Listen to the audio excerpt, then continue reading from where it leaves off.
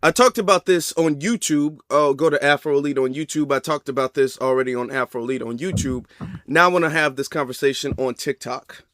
Have this because there was a couple of things I meant to say. Now Tasha K was on TikTok and allegedly somebody called her husband a booty scratcher, an African booty scratcher, and because of that she lashed out. I'm talking about lashed all the way out and said FBA is like the triple K and all we do is soak division and push that, and we're not doing anything for black people or anything like that. Now, I don't know too much about Tasha K and her stances on anything.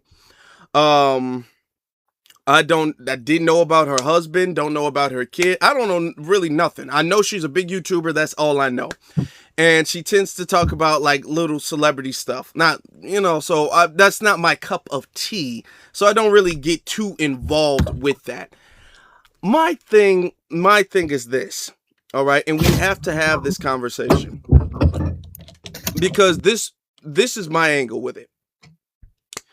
When people have ties outside of the lineage, they can be very emotionally attached to it. And I want to have this conversation about just regulating your emotions, period.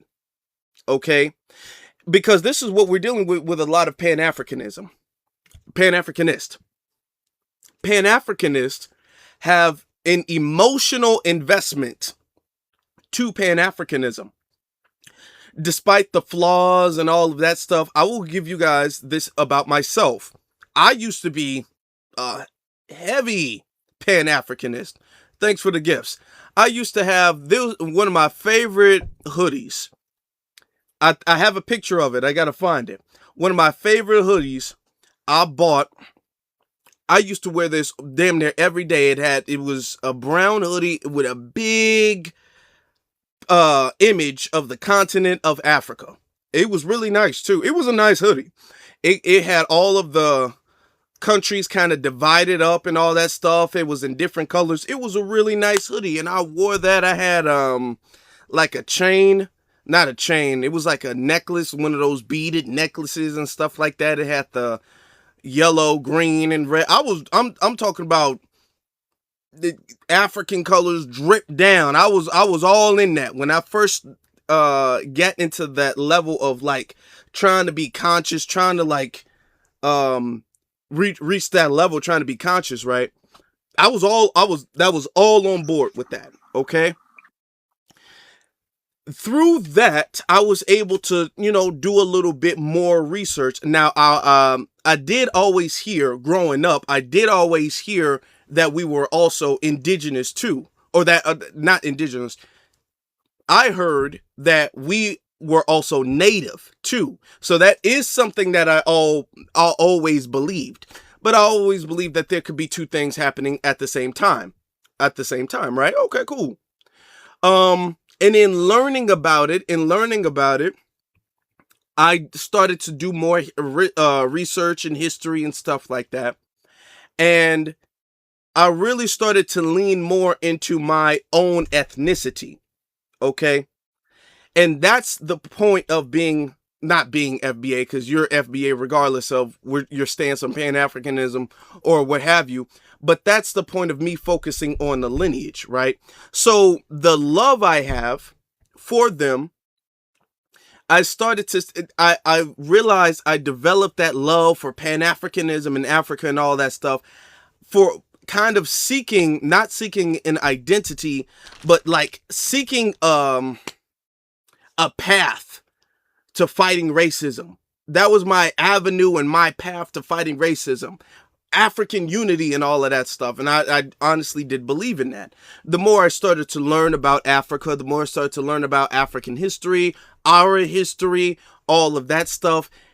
There was a point in time when I'm all like, no, it was something that pushed me to lean towards my own. I felt more deeply rooted and connected to my own history. And it wasn't out of spite or anger to Africa or African history or anything like that. It wasn't out of any type of disdain of African history, but I just naturally gravitated because my thing was not being emotionally attached. When I was in that phase of my life, I was in that phase not because I was seeking an identity. It was because I was trying to seek a path to justice. That was my thing. And I realized that that path was not the most feasible path, or feasible at all, really, that I'm learning now. It was not a feasible path. So I detoured and I took another path, another avenue.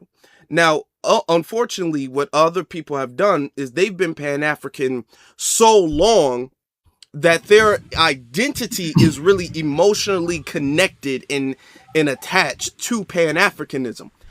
To me, it was never that for me.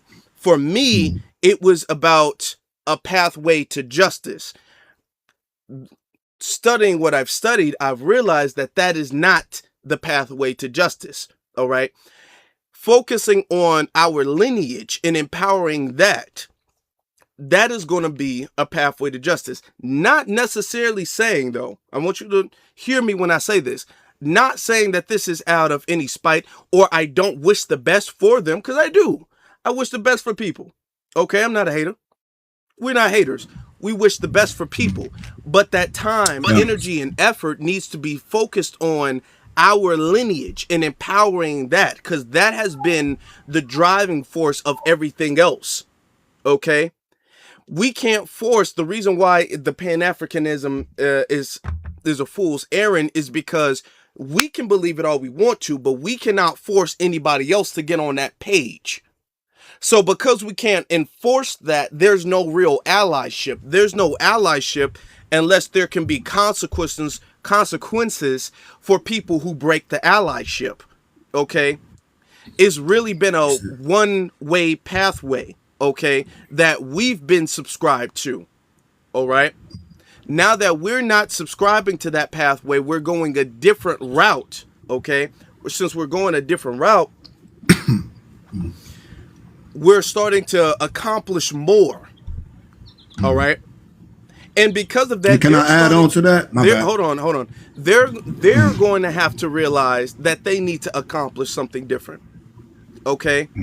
Because we've been covering for them and protecting them and all of that stuff. They need an attitude adjustment. And we can't have this attitude adjustment if we're pretending like, oh, we're the lost children of Africa.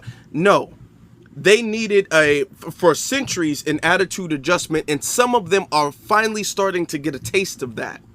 Okay? They're starting to get a taste of the heroes and sheroes not coming to save them. And this is going to force them to adapt.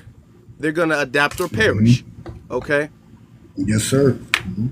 Now, that's my path. My thing with them, with Tasha, is when you are too deeply connected to it, any type of criticism for Pan-Africanism or Africa or anything, you emotionally start lashing out.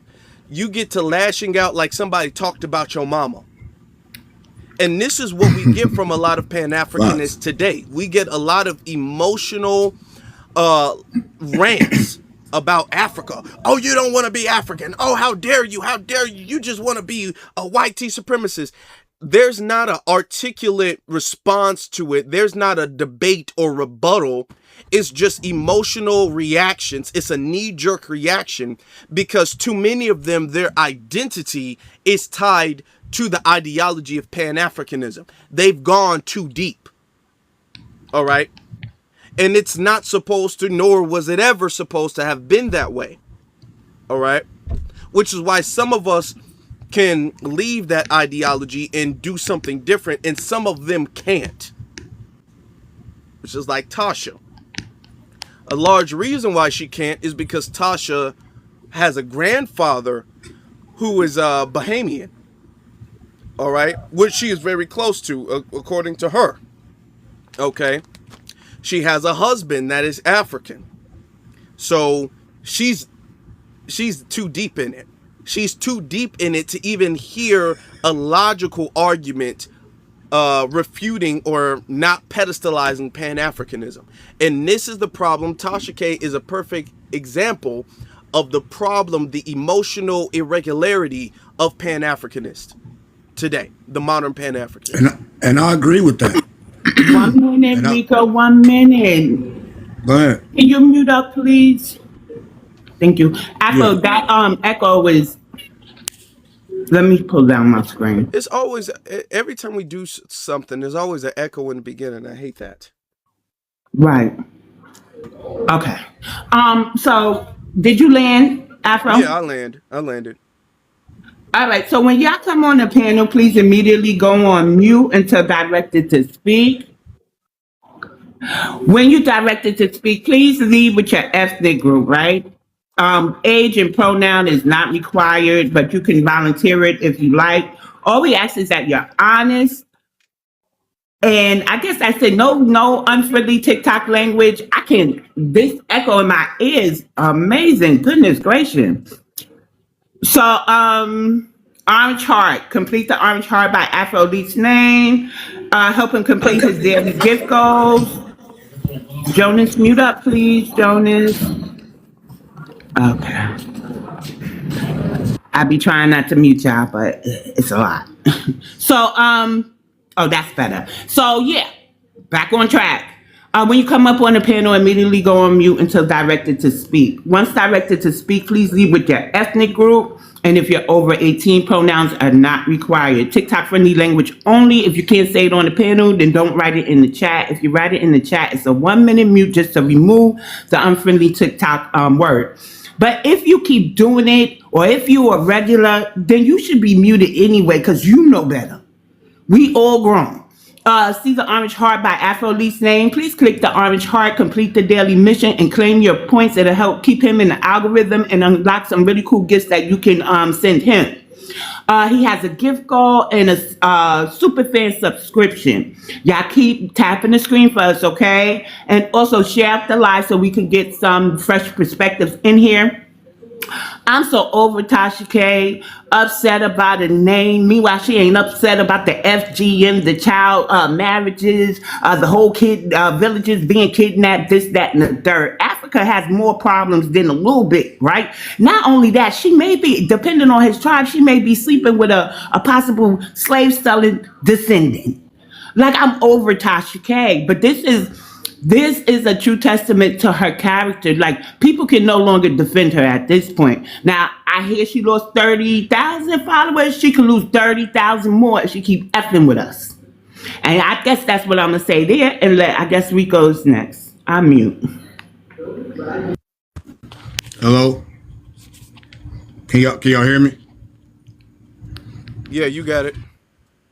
Oh, yeah. I just left a live with a African panel. 1 minute. I'm sorry.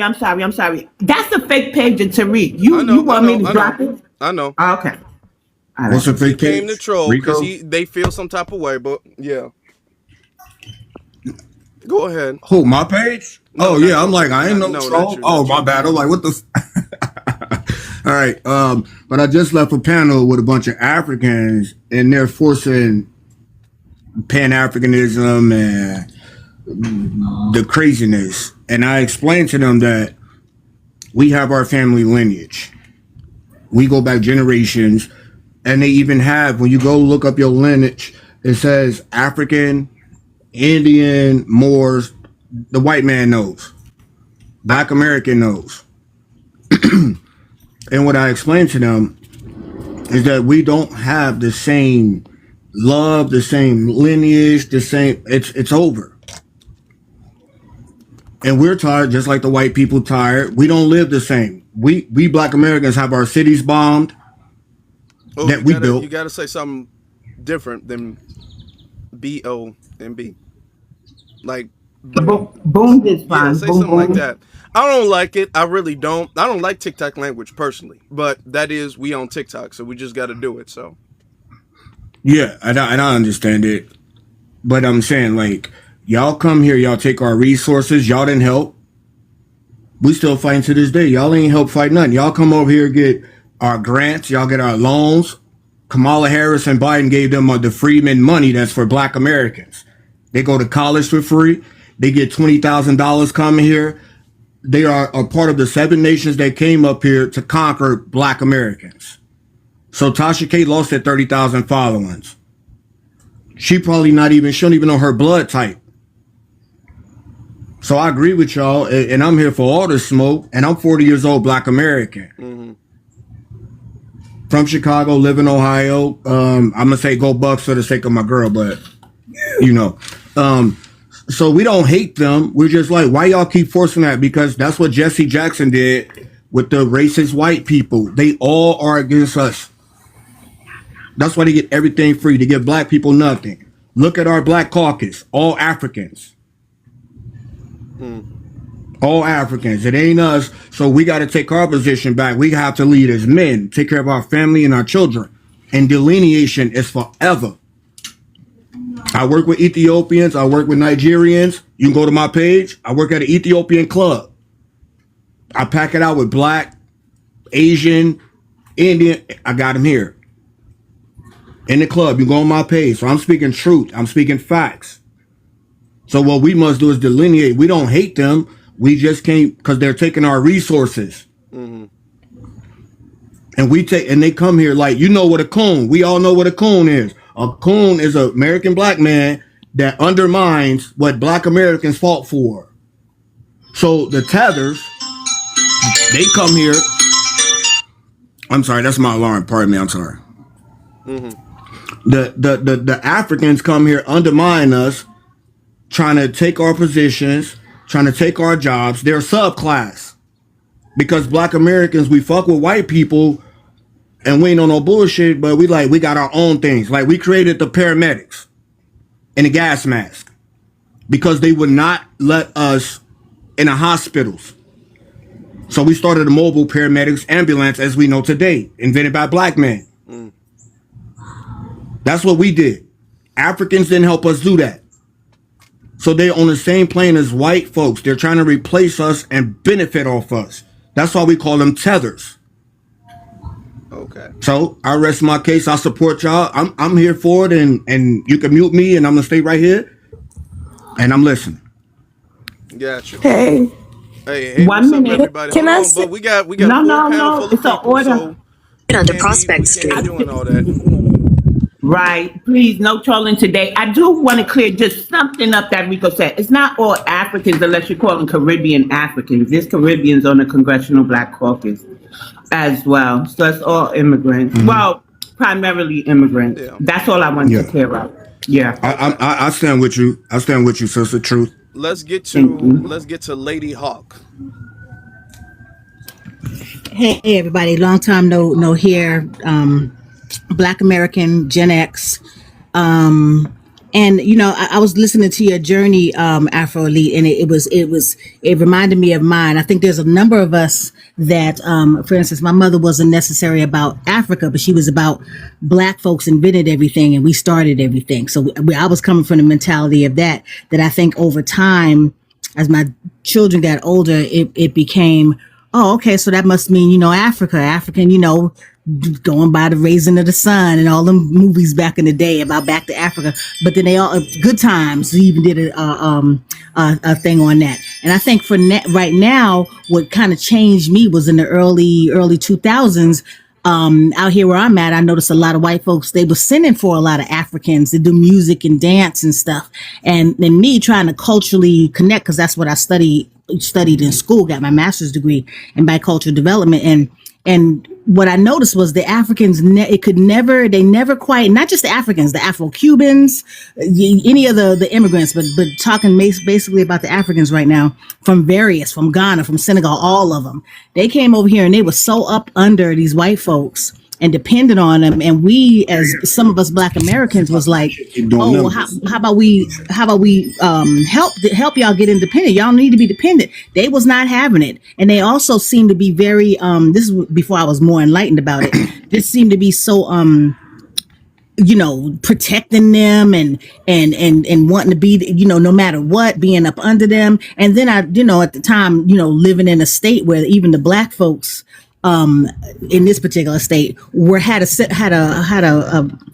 vibe of that as well. Just really, second class citizenship, but didn't even know it. So they really be, really up under these white folks too. So, I mean, I say that to say that each of our journeys are really unique and but also come to the same, as I'm doing my genealogical research, finding out about folks on my mother's side and my father's side, and how many of us were freedmen, but we also found names of slave owners and stuff. We've got the documentation. So to say that delineation is not only never going to stop, but it's we have no choice at this point. It's survival for us. We need to find out who we are, doing what we, and protect our own, because these folks come over here, they see us as direct, and I'm talking about all immigrants, come see us as direct competition.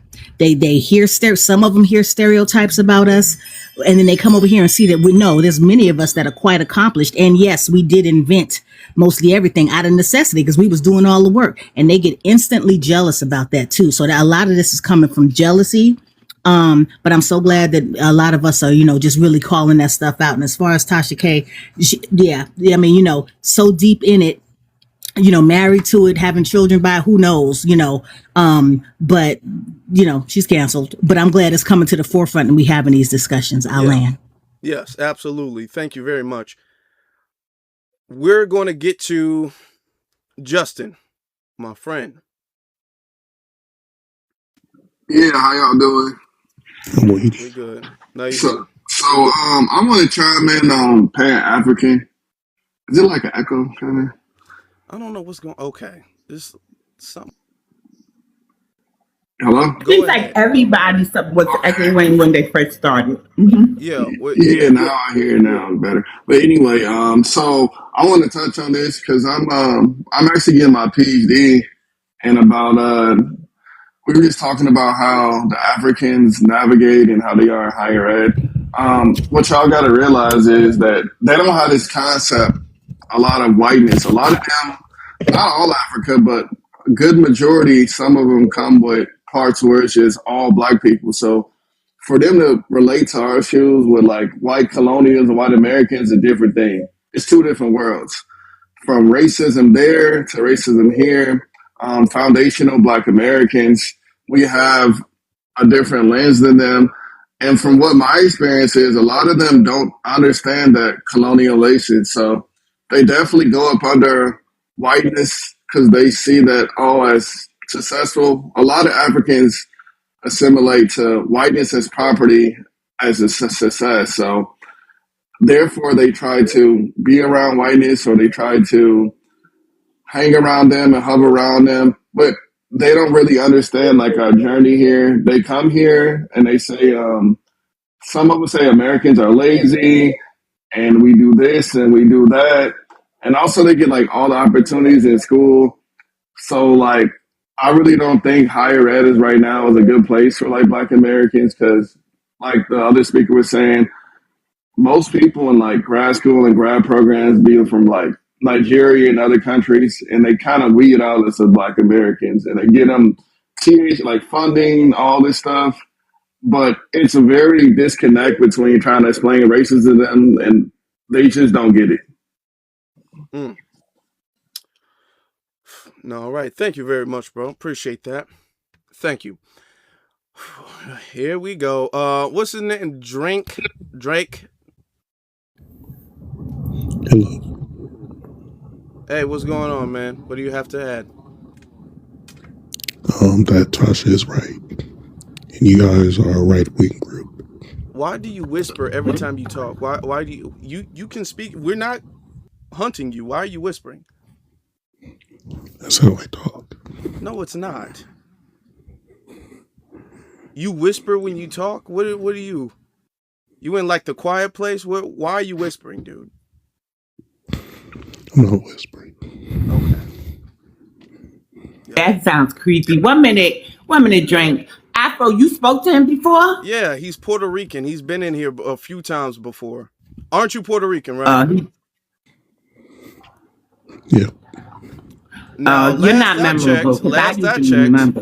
Last I checked, Puerto Rico got a lot going on right now. What do you think about that? Puerto Rico is a U.S. territory. Duh, but they still got a lot going on. What are you talking about? What do you think about what's going on in Puerto Rico? Oh, we're FBA. Okay. Oh, this fool. This ain't even. We're gonna move on. We're gonna get to I'm Jonas. sorry, I didn't You know talk about that you spoke to him all before, these but people. right now Puerto Rico doesn't have any water. Yeah. And AOC's over here trying to tether everybody onto our reparations and stuff instead of fixing Puerto Rico, right? Because she's Puerto Rican. But he don't want to even help his people. Instead of calling I'm awareness tired. to issues in Puerto Rico, you up here trying to troll us. One thing I can say is he's a Spanish conquistador descendant and he acts just like him. All right. Jonas, you got it. Hello? Yeah. Yeah, Hey, good people. Hold on. We're gonna get to Jonas real quick, and then Miss Girl. All right. all right, I'll be quick. This whole matter with Tasha K versus FBA has been proven a point I've been saying Hmm. about certain people who claim who rep the FBA mantle, but flip flop on dual lineage people like Tasha K. Okay. And you need to take a side. Either you're all for dual lineage people or you're not for dual lineage people. Me, I'm not. Y'all may be, but to me, you can't say you only need one parent to be FBA. It's a lineage. But then it appears to be when it's someone you don't like, they're not FBA. But if you like them, they are. And I just can't get with that. Who said that? Who said that? I see it constantly. I see Kerry Washington's not FBA. Amanda Seals. Kerry Washington. Kerry Washington. Olivia Pope. Okay. I hear people say she's not FBA, even though her dad is. I hear people say Amanda Seals isn't FBA, even though her dad is. Okay. But then when it comes to people that you like, Aaliyah, Mike Tyson, oh, they're FBA. Well, not to me, but you know. Okay. I get what you're saying. I get what you're saying. About us, we can't pick and choose. That is one thing. We cannot pick and choose. So that is true. The arguments and the people that you've said, I've never heard anybody say that those people aren't FBA. I personally, now, I'm not saying that they have not said that, but personally, I have not said that. Nor have I heard anybody else say that. Okay. Here's the thing. We can acknowledge the fact that they are FBA. They are FBA. They are bi-ethnic. However, they still have a full FBA parent, giving them a tie to the lineage, a strong tie to the lineage. Okay, I don't pick and choose. If you're a problem, my thing is that if you're a problem, if you're going against the lineage, it doesn't matter if you're from the lineage or not. To me, it don't matter. Okay, if you are doing some type of harm or getting in the way in any shape, form, or fashion, you gonna get checked, you gonna get called out. The thing is that it is important to understand where people are coming from so we can recognize a pattern. Once we recognize a pattern, it gives us the ability to solve that. Now, with people with dual lineages, we do understand that they have a higher likelihood, not all the time, but they have a higher likelihood of having an allegiance to their non-FBA side. For instance, Amanda Seals, who speaks great and high about her Caribbean family, but she does not have anything positive to say about her American side. Okay. The same with Wes Moore, who will speak great and high about his Jamaican mother, but he quite literally doesn't speak about his American father, his Black American father. So we have to take Okay. these things into account. Okay. And maybe I'm jaded, but Hmm. I don't expect a dual lineage person to be 100% on our side. Well, no, sometimes a lot of times when it comes to that, it depends on how you were raised. Because some people aren't even raised on their Caribbean side. You know what I'm saying? Or their non-Black American side. You know? Because when we say dual lineage, we act like that only means African or Caribbean. That means pretty much anything. You know? If you're a part of the lineage, you're a part of the lineage, and there's nothing we can do with that, and we can be okay with that. We have people historically who've been incredible riders for the lineage. Malcolm X was bi-ethnic, okay? His mother was an FBA, but we don't treat him as anything different. So it depends, when it comes to that, it depends on how you act. However, it is important for us to be cautious of the likelihood he dropped. I didn't kick him out. It is important to be cautious of the likelihood that you might be reluctant to be loyal to your FBA side. Okay? And that's it. That's it. Miss Girl, you're up next. Oh, I appreciate your patience. Hey, quick question. Yes. And okay, so I like, who is this movement benefiting? Because from what I'm seeing, nothing is really like coming from it. Hold There's on, like hold on, hold on, more. BX. What type ethnic Hold group? on. I know who this is. I know Okay, who you are. who I know who me? you are. I know who you are. How, Me? yeah, Where you know me from? because you've been here before. No, I have not. Mm-hmm. Yeah. Your I voice sounds promise you, I 100% do familiar. not. Yeah. No, Uh-huh. Why no, you I laughing now? promise you. I'm telling you, no, you trying to be funny, but I promise you, I don't get on live with anybody but my homegirls. Okay. I Well, don't get on live. okay. I never been on live with you. Anyway. I don't get on live with nobody but my homegirl. But like, Okay, this is a fine. For the genuine sake of the question. argument, what's your question? Go ahead. First off, where are you Like, from? who Where are is you this? from, first of all? I was born in America. I'm Haitian and Bahamian. My father is Bahamian. My mom is Haitian. Okay. All right, then. What's your Okay, question? so now, okay. I was just trying to figure out who this movement benefits for real.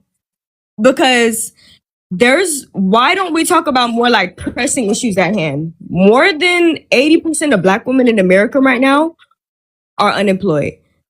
Black femicide is That through is the not roof. true. Hold on, If hold any on. Okay, now you're not going to be able to spread misinformation. Where did you get is that more than misinformation, 80% of Black women in America are unemployed? Where'd you get that from? I could be wrong, You're very but wrong. it's, That's I believe very it's very between incorrect. 50 and 80%. Man, You could look it up. man, The data is ma'am. there. Okay, stop. I don't know where you got your information from, but that is very incorrect. You could look the data up. Okay. It might not First be off, 80 ma'am, okay, exactly, but there is a ma'am, fair number of stop, Black women stop. that Do y'all see what we going through?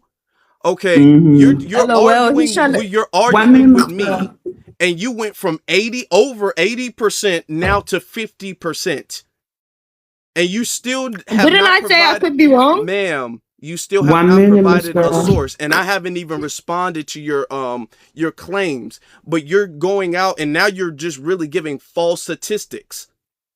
Okay. Okay, so to respond to your claim, we have a lot of discussions about a lot of different things. We don't only talk about this, but it seems as if every time we do talk about this, y'all want to come up. But when we have a conversation about any other pressing issue, y'all don't show up. Y'all I'm only asking show. about what's being done. Hold on, 1 minute. ma'am. Y'all only show up when there's a conversation involving immigrants or immigration. We do talk about those things that you mentioned. The unemployment, the health issues, all of this, housing, all of this. We talk about that all of the time. to answer your question, since you're concerned that not enough attention is being given to that, you said you're new here, so maybe you don't understand that this is something that we do talk about very regularly. Our economics, our education, our health, our all of that. All right. Now, to Okay, but answer, ma'am, what's being let me done? Wait a finish. minute, Miss Let me Girl. finish though. To answer your question about who this movement is helping, this movement is helping everybody. This 1 movement is minute, help. Afro, right there. Can Hold you on. ask her what's the name of the movement? Because a lot of people think FBA is the movement. I want to make sure that she understands what she's asking, or if she even knows what she's talking about at all. Because sometimes there's a thing as you should just sit, listen to learn. Yeah, because So she's trying what's to the talk. name of You're the trying to Learn talk. movement? about what though? What? Okay, What's the Because ma'am, name of ma'am, hold ma'am? on. Now here's the thing. This is the thing. You are emotionally bothered by the conversation, which is why you want to come up and ask a question and then talk and talk and talk and talk and talk and talk because you're frustrated. Okay, you're emotionally bothered by the question, so much so you're not even patient enough to listen to the answer of your own question. You asked the question, we're answering the question, and you're interrupting us as we're answering the question. Okay, you have to control your emotions at least long enough to get the answer to your own question. All right, we are all adults here, so let's practice some decorum. Now you said the movement. What movement are you referring to BX's question?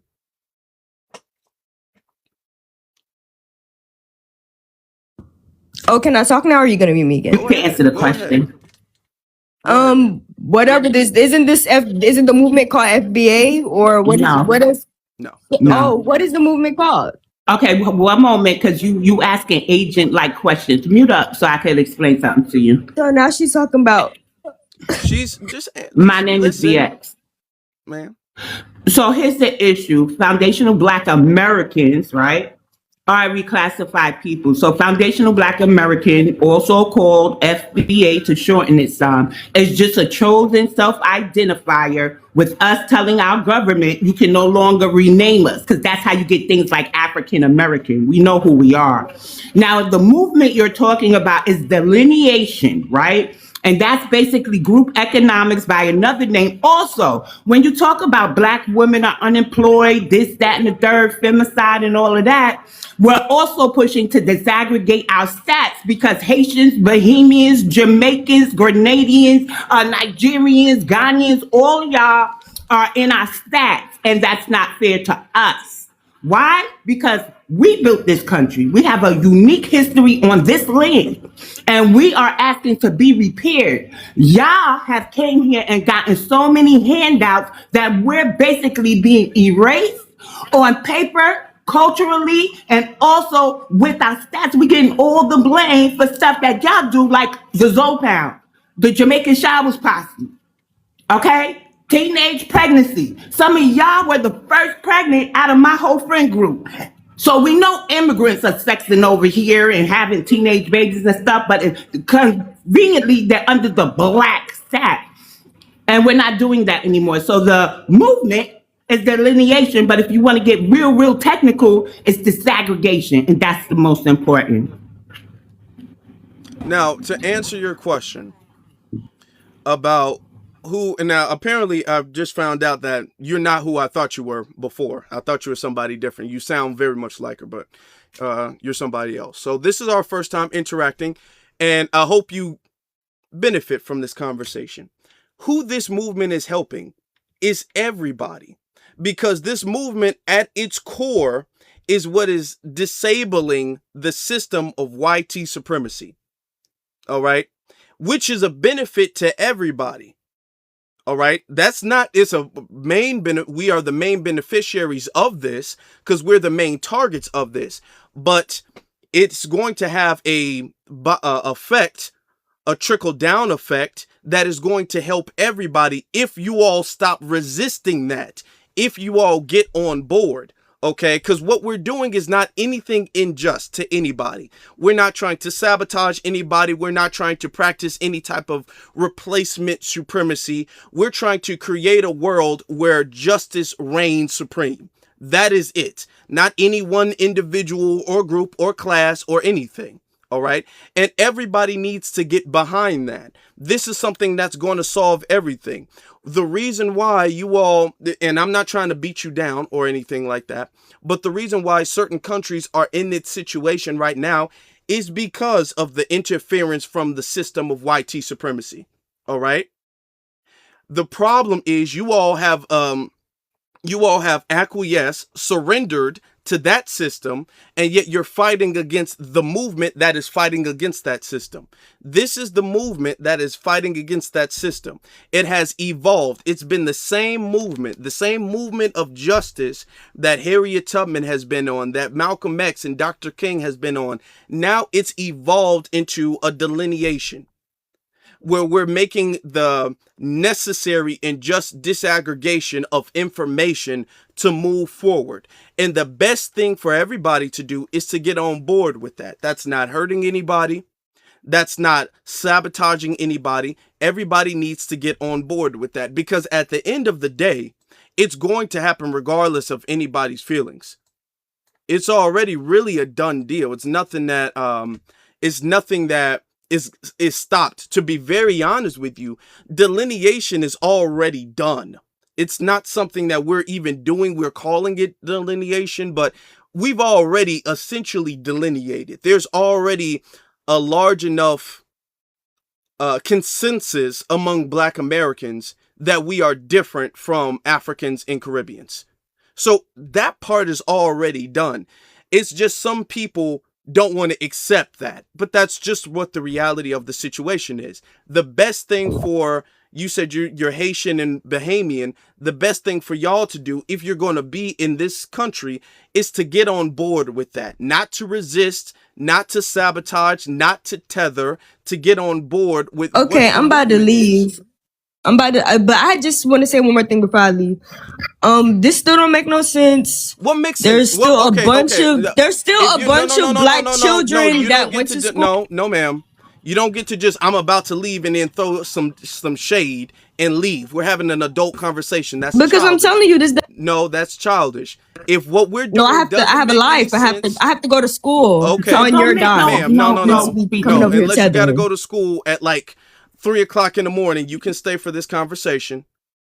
I'm an adult. Okay, no, you stay for the conversation, man. But you're not about to throw shade. I literally have to go to school. You're not about to do that. Okay. Who's coaching you back there? What makes sense? If what we're doing doesn't make sense, what makes sense? There's still a bunch of black children that went to school hungry this year. Okay, well, no, that's it. Ron, Here's the problem. She talking about. Here's the problem. Hayden. We, as foundational Black Americans, have a cultural. You know how, for instance, animals can adapt to their environment. Human beings can also adapt to our environment. We have a different history and a different environment. No, I removed her. We have a different history and a different environment than everybody else in the world. And we've been dealing with that for centuries. Our environment has shaped us in a way where we can see foresight better than anybody else. Everybody else has a very almost here and now survivalistic, I just got to eat today, I'm not thinking about tomorrow type of response. We think about not tomorrow, but 5 years, 10 years, even 100 years down the future. So we understand what we're doing now is going to reflect positively 100 years into the future. Okay, that's what we're doing. It's not pleasant. It's a little unfavorable now, but that's what it is. Okay. We understand this system, the same system that prevents y'all from going back to y'all homeland and doing anything, that same system, the government that y'all want to come over here and complain about, we understand that. Y'all are not teaching us anything. We're the ones who are fighting against that. Y'all are not doing that by fleeing your country. You're not. It's not getting done. We understand we need to disaggregate numbers in order to create order, in order to stop this thing. That's what it is. You all, because you all are so emotionally immature and childish and self-centered and selfish, you guys don't get that. Okay? It's like if I gotta be unpolite, I'm gonna be. It's like teaching, there's different dogs. All right? If we're all dogs, some dogs you can train, like German Shepherds and all that stuff, and then some canines you cannot train. You can train a German Shepherd, you cannot train a wild wolf. You cannot domesticate a wild wolf. Some things you cannot teach. All right. They don't learn. They are naturally rebellious against proper order of things. All right. Which is why they don't have a plan. I asked her, if what we're doing doesn't make sense, what does make sense? She can't answer. These people don't have a plan. The only people with a plan is us, and they're resisting against the plan. But they don't have a plan. They don't have a plan. They don't have a solution at all. We're the only people with a solution to anything. We're not trying to beat nobody down. We're trying to solve a problem. If they were smart enough, they would understand the same problem we're trying to solve. They should be taking some notes and trying to solve that themselves. That's what they should be doing. When we're talking about group economics and protecting our environment and all of this stuff, they should be going back and being all like, hey, I took some notes, and actually we should be practicing that strategy. They're not doing that. When we had the conversation, I'm trying to have a conversation with this young lady, but as I've been saying, people are too emotional, and the second they hear something they dislike, they don't want to have a conversation no more. And what a lot of people, oh, I gotta leave real quick, that's because the conversation is too overwhelming for you all. That's what it is. And we were being very nice and very polite. But the conversation is too much for her to handle. So what she wanted to do is diss and throw some shade before leaving real quick. And I ain't letting her do that. Oh, I gotta go to school. It is 4:30 Central Time. And even if you an hour ahead, depending on where you are, it's 5:30. You gotta go to school in the morning. What do you go to school at, like 2 o'clock in the morning? What are you talking about? You got to go to school in the morning. You have enough time to sit here and have this conversation?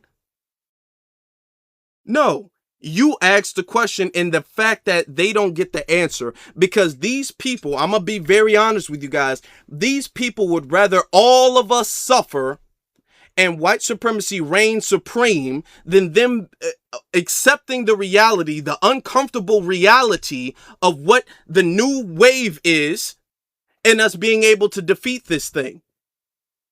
This is why they don't get nothing done. Okay? These people honestly don't have the foresight to see past anything. This is why they betrayed Dessalines after they kicked out the French. And they lost, ultimately, they lost the peace of 1804.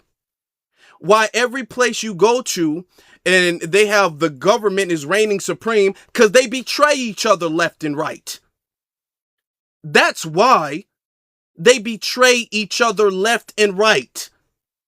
And then they want to come over here and tell us what we doing and how we need to do something different. We don't need to take any notes from y'all. We see what y'all got going on. It ain't nothing we want. We don't need to take notes from y'all.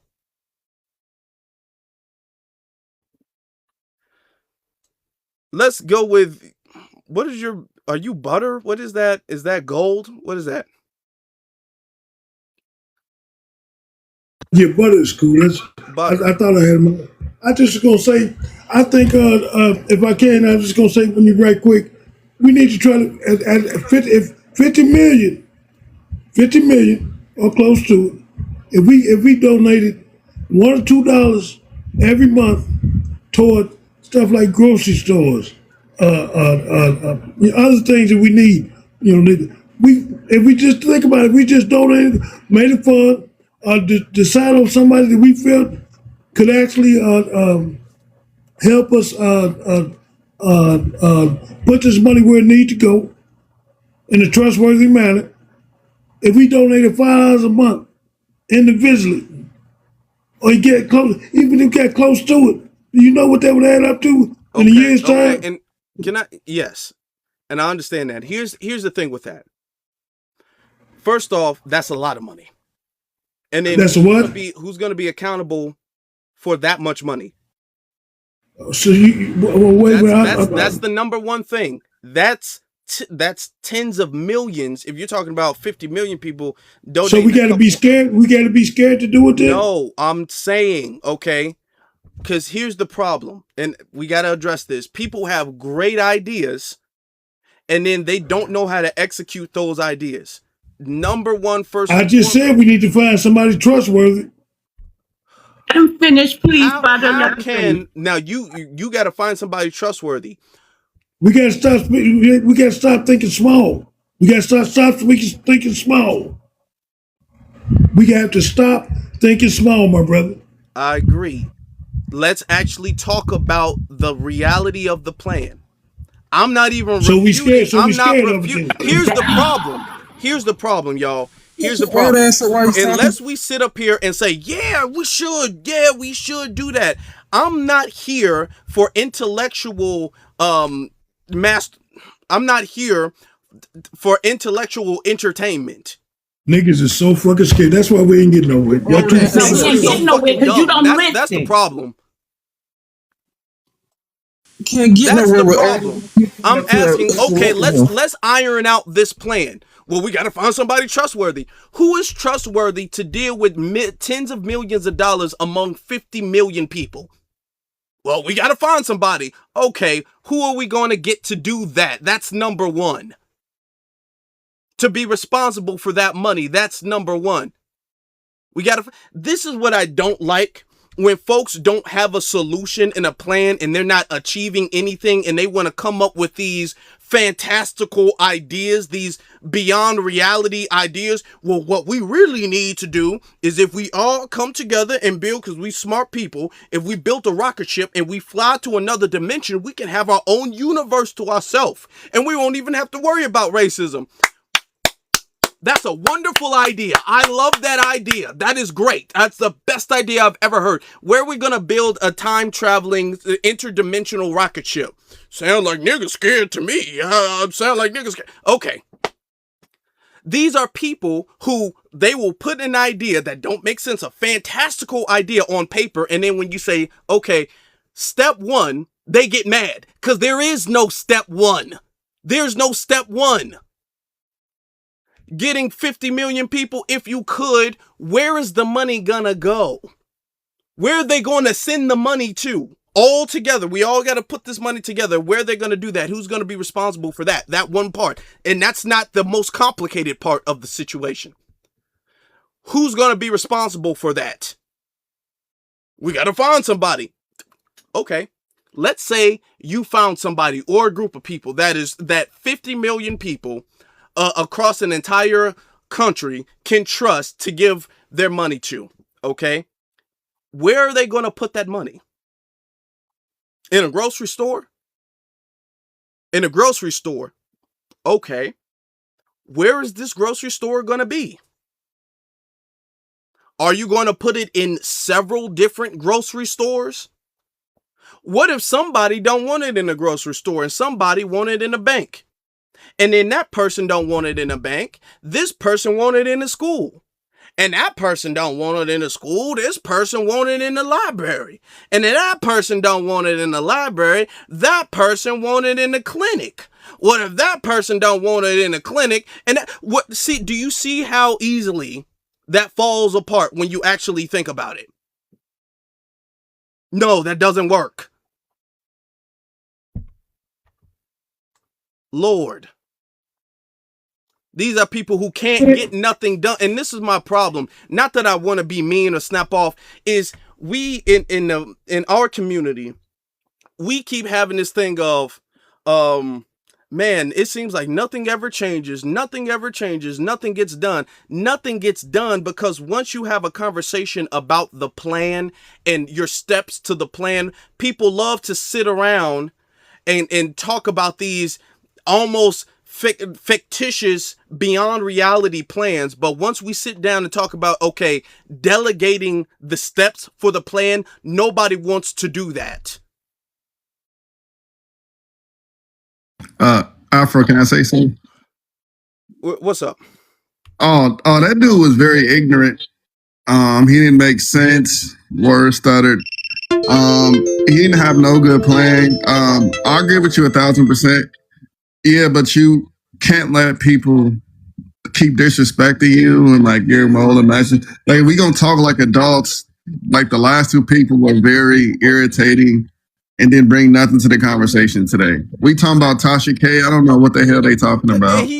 But it's just like it's just like the stuff they just to change the narrative is like dang, like they like clickbait basically. What he wanted is for everybody to be like, yeah. If we here's my problem, and I'm gonna move on because I'm saying this because this is not the first time I heard that idea. And every time I say, okay, well, what is step one to that idea? Y'all get mad because y'all don't come up with a step one to the plan. Which is why a lot of adults, and it's a shame because he seems like an older black man who should be giving wisdom and not childish ideas. This is an idea from a child. An adult should have thought through that before they said it.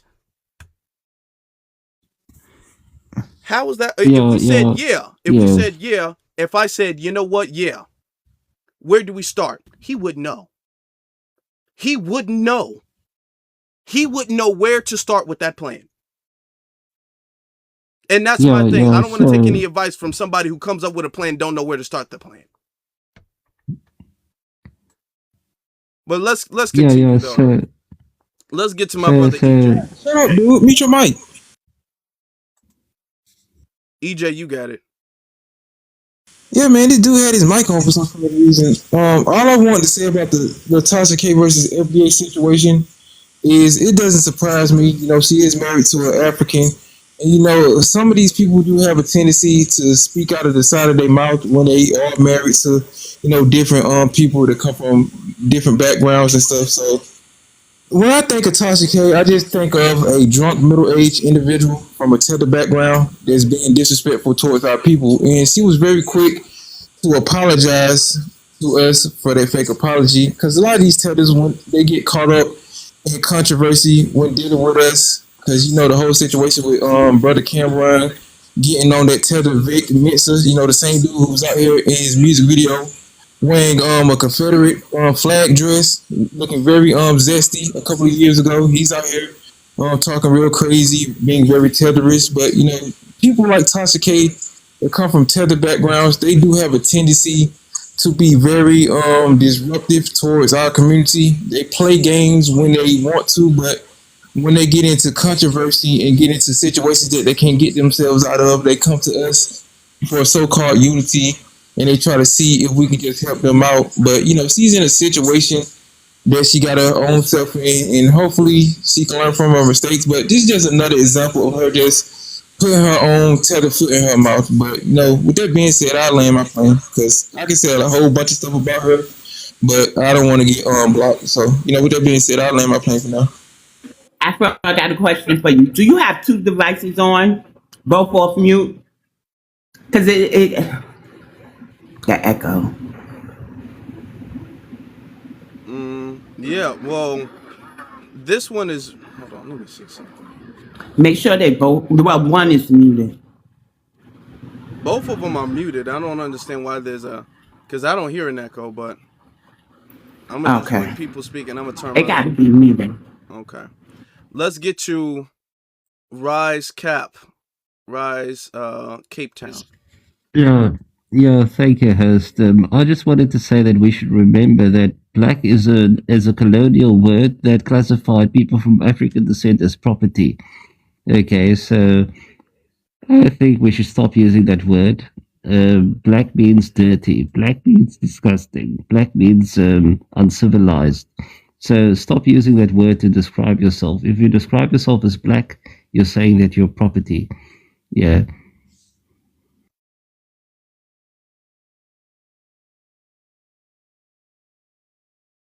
Now you're muted, Afro.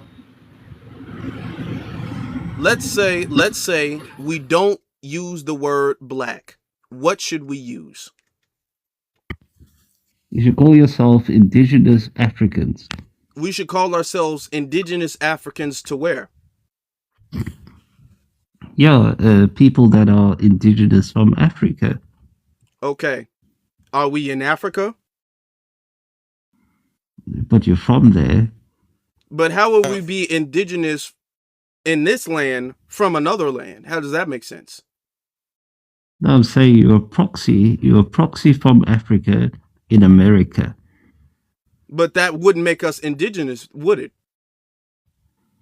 No, it doesn't matter where you are right now. It's about where you originated from, right? But how will we? No, it does.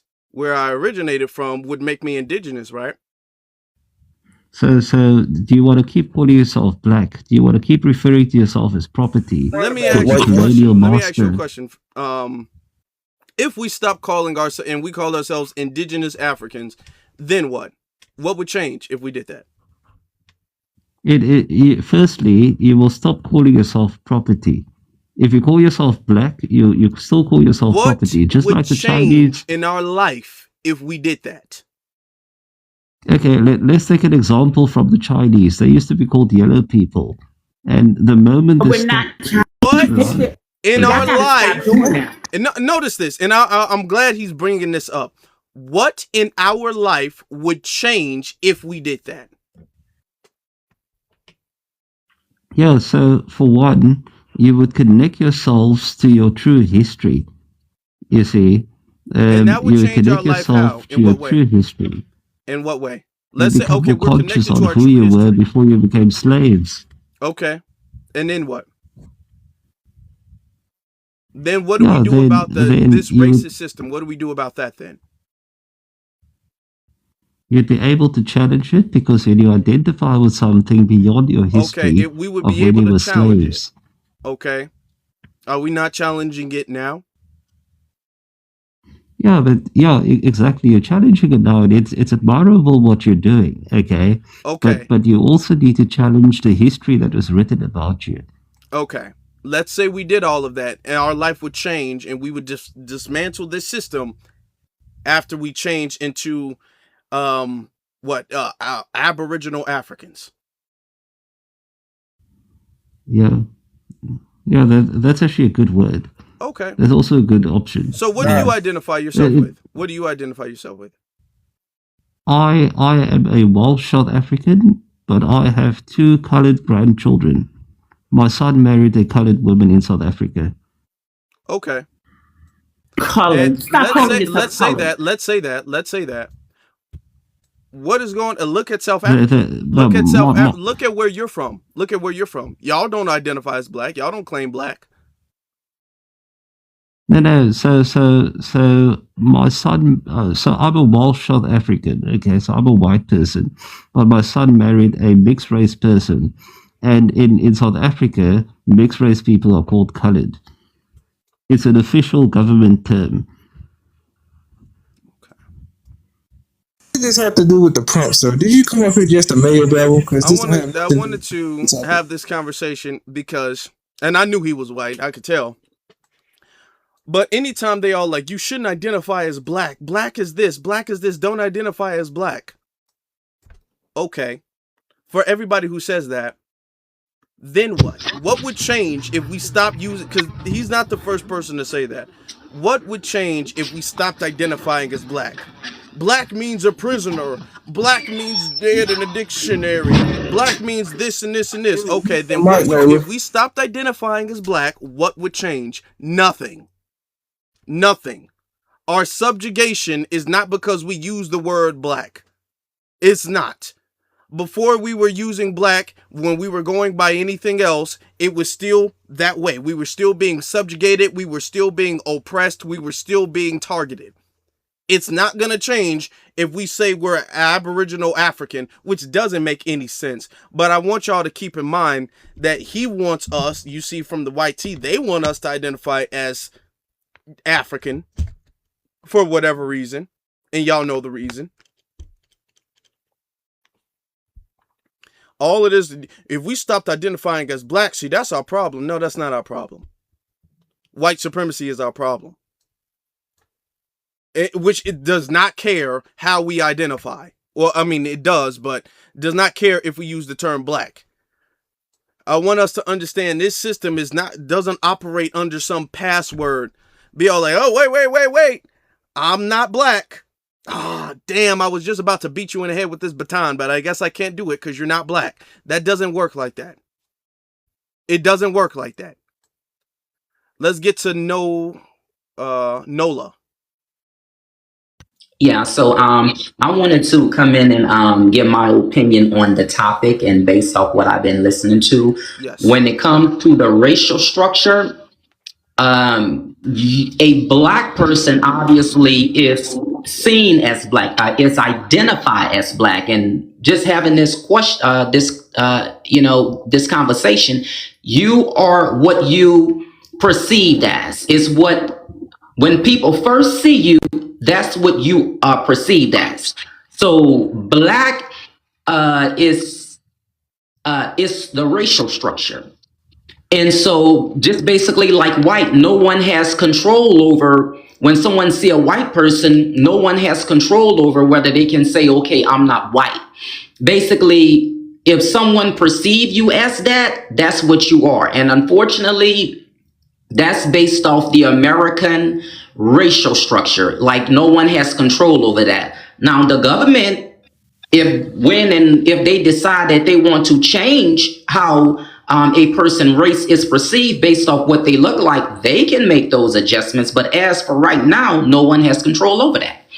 So based off what the guy was just explaining, okay, you should not call yourself black. So if you don't call yourself black, then what else you should call yourself? So if you're not a person not calling themselves black, what is it going to change? I mean, like it's still not going to stop the majority of people not seeing you for what you are, not seeing you as black.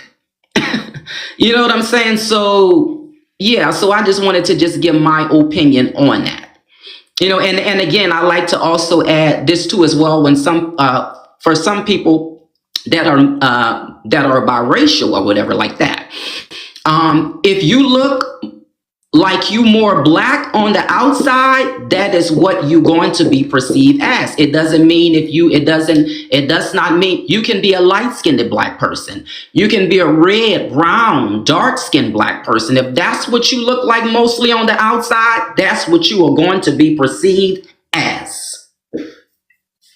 No other way around it.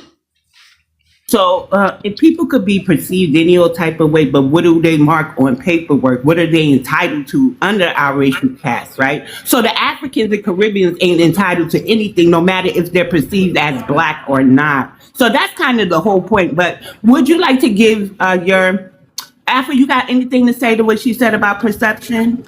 Yeah. Because some of those... This is what you're saying is correct, but there's more to it, really. Because perception is one thing, and we do have to acknowledge that. We can't act like, well, it doesn't matter how you're perceived, because it does. People's life is affected by how they're perceived, racially speaking. However, though, there's also a sense of class and identity with it, okay?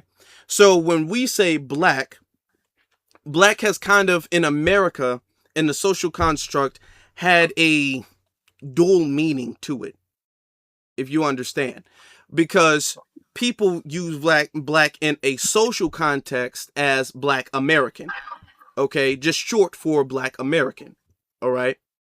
And when people say, well, the black community, people reference that and socially acknowledge that they're referring to the Black American community. Okay, when people say the black community, right? Correct. So racially, I understand what you're talking about, because an African or Caribbean or whatever the case is, because of their phenotype, have similar looks to the degree where they can be put under that racial classification.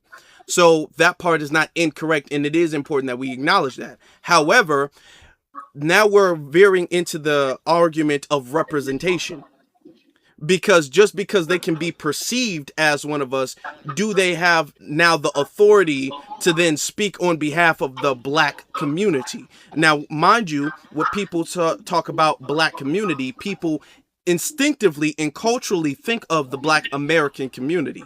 So you'll have an African or a Caribbean who will say, one of the things that the black community needs to do is get over slavery, like they have with Coleman Hughes and Candace Owens, who would be racially considered black because of their appearance. However, their identity is outside of the community. All right. And when I say identity, I mean lineage, rather. Their lineage is outside of the community.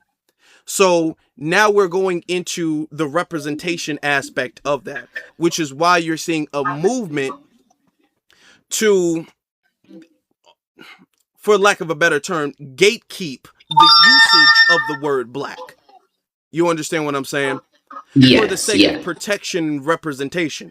Because what we are realizing is that that's become a very dangerous thing, where other people who, just because of their appearance, gets to come out as a representative of the black community, even though their lineage ties elsewhere to Right, another right. foreign community.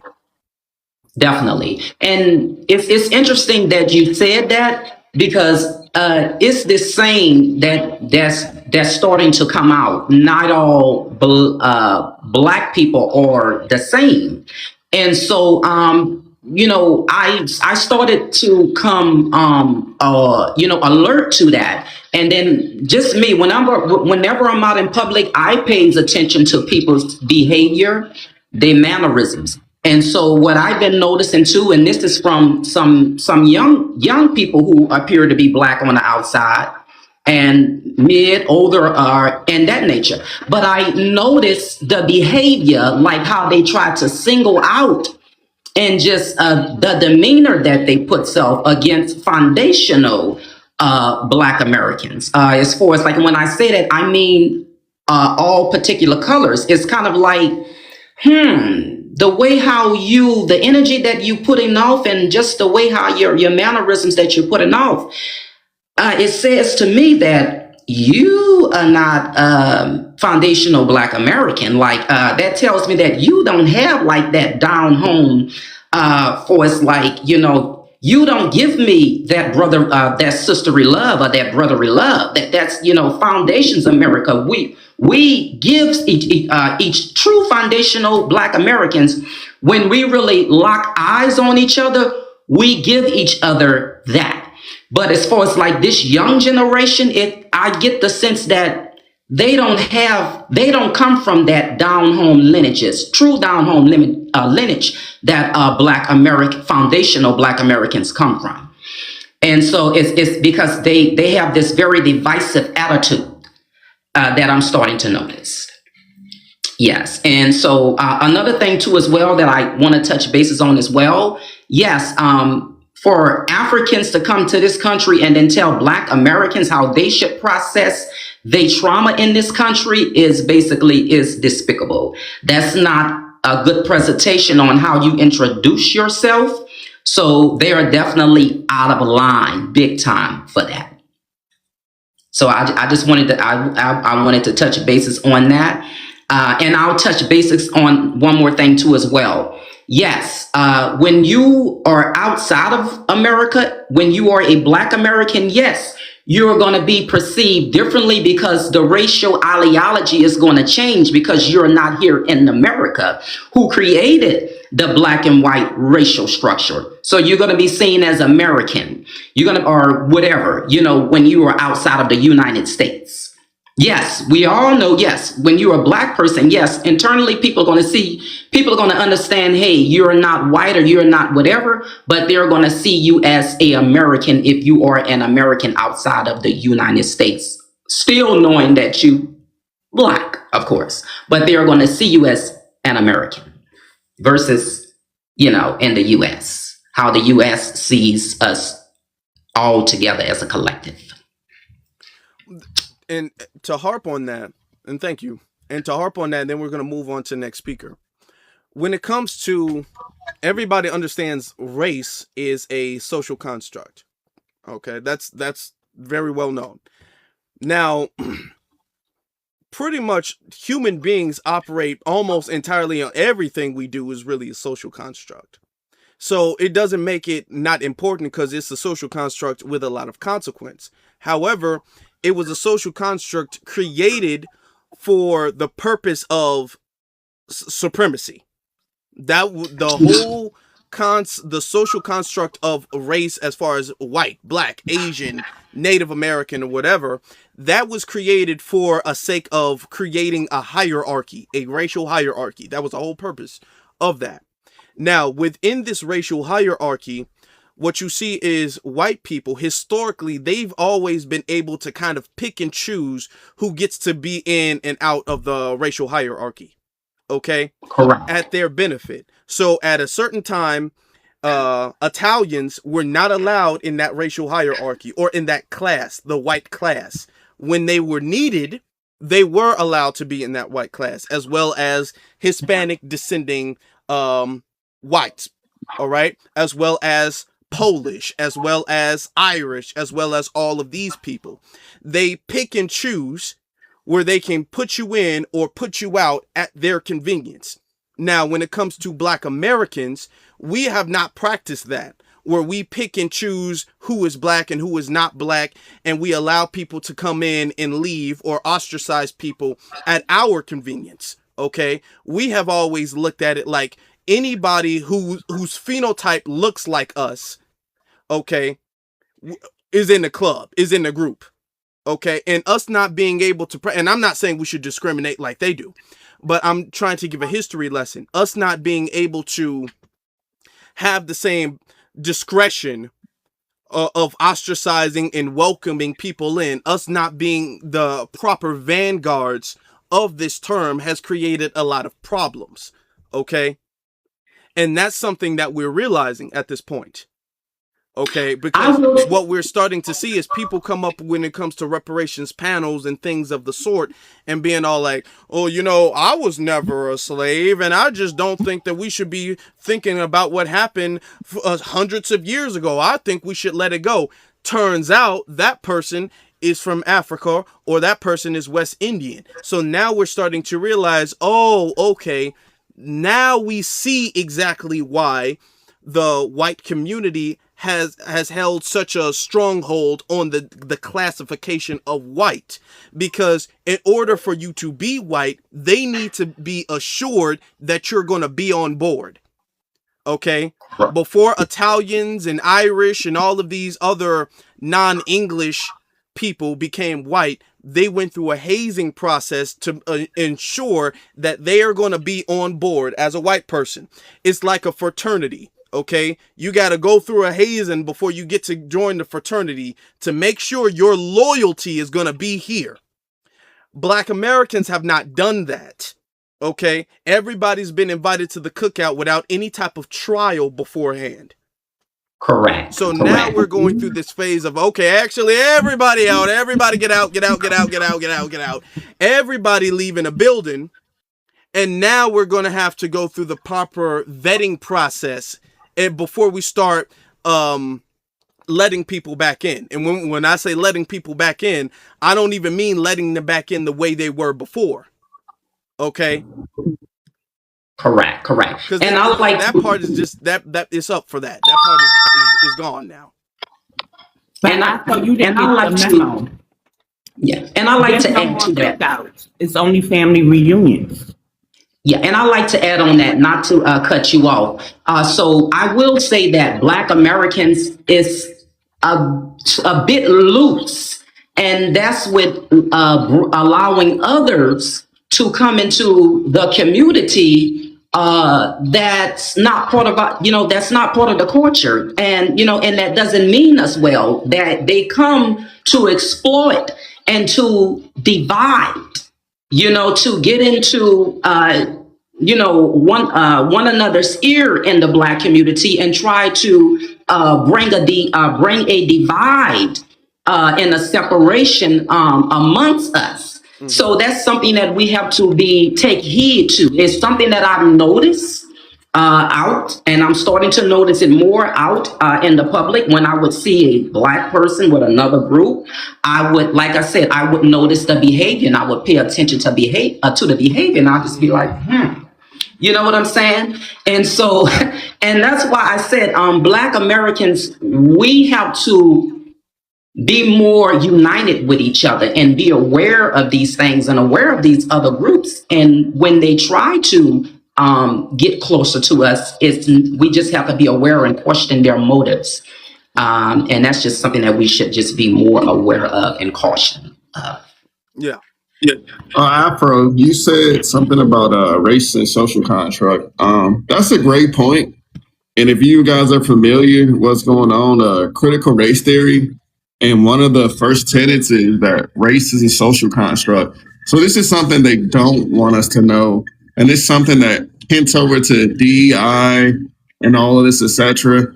So race is taught. All this stuff was taught upon us. If we look at planter and slave mentality, like you said, white supremacy, inferiority is taught. This is all self-taught. This is in books that said that our brains are big as white people or descended by people. But this knowledge that you're trying to do, the FBA and stuff like that, people want to control and suppress that so they can have these people that are misinformed and going about this, and they want to, keep us that status duo, keep those white people up top, so we don't have these conversations. Mm. I'm gonna say this, and then we're gonna move to Daryl. I appreciate your patience, Daryl. Years ago, I was having a conversation with one of my friends about this, and this was right when delineation was first going viral and all of that, and he said that he feels as if Black Americans should practice our gatekeeping similarly to how the mafia practices their gatekeeping. And what I mean by that is, if any of you all watch any type of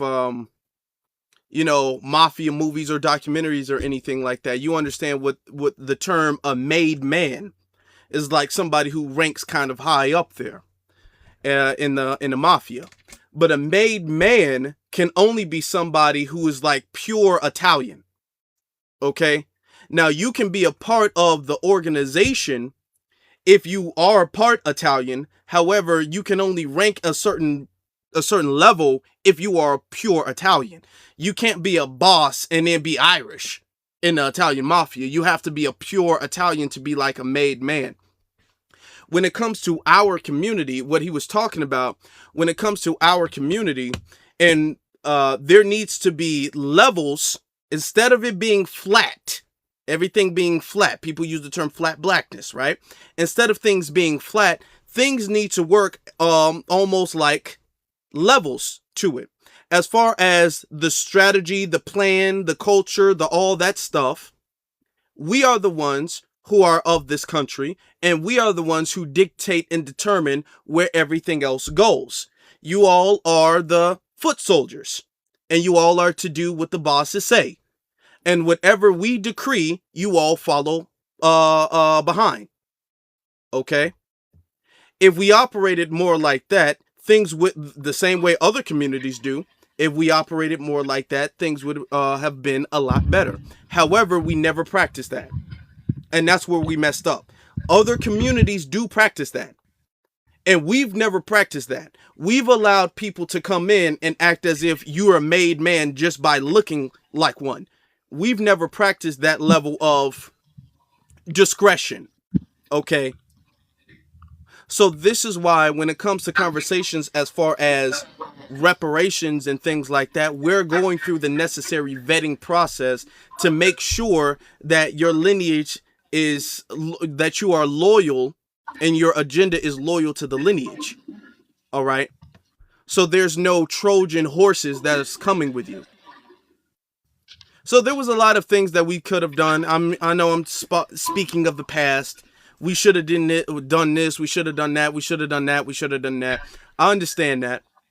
But we are here now. We're here now, though. If we got it right in the beginning, I don't think we would have been here. We were just too nice, honestly. We were very understanding, sympathetic, and welcoming, which is in and of itself not a problem, and actually in and of itself is a good thing. However, it becomes something that can be easily exploited when you don't have any guardrails, when you don't have any type of rules and regulations to your niceness. It becomes something that can be exploited, okay, and abused, which is what we're suffering from and now recovering from.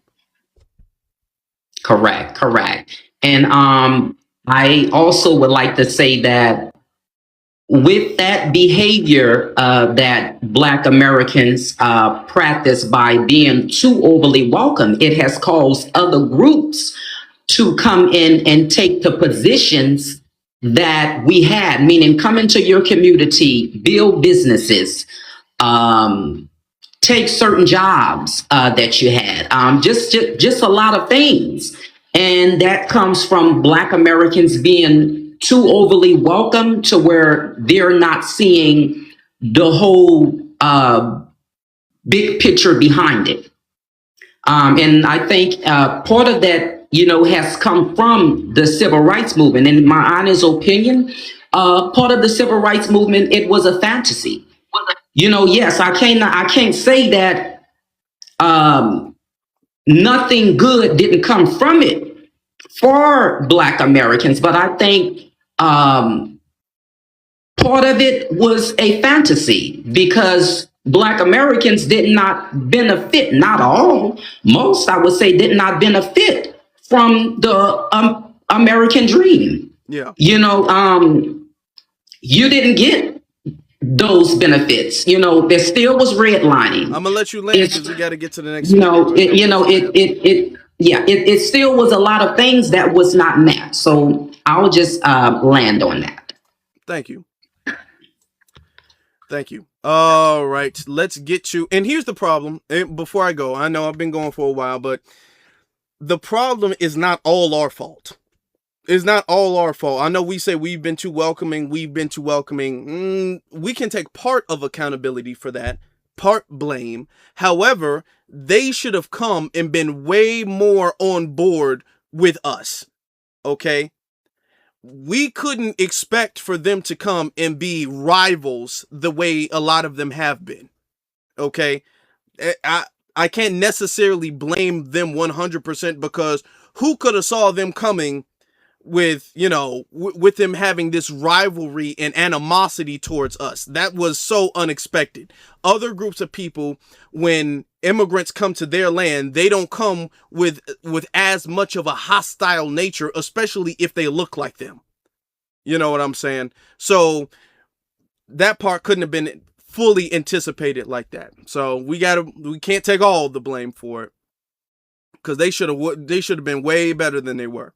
Even though we should have gate kept, necessarily we should have gate kept, but they shouldn't have been doing what they was doing too.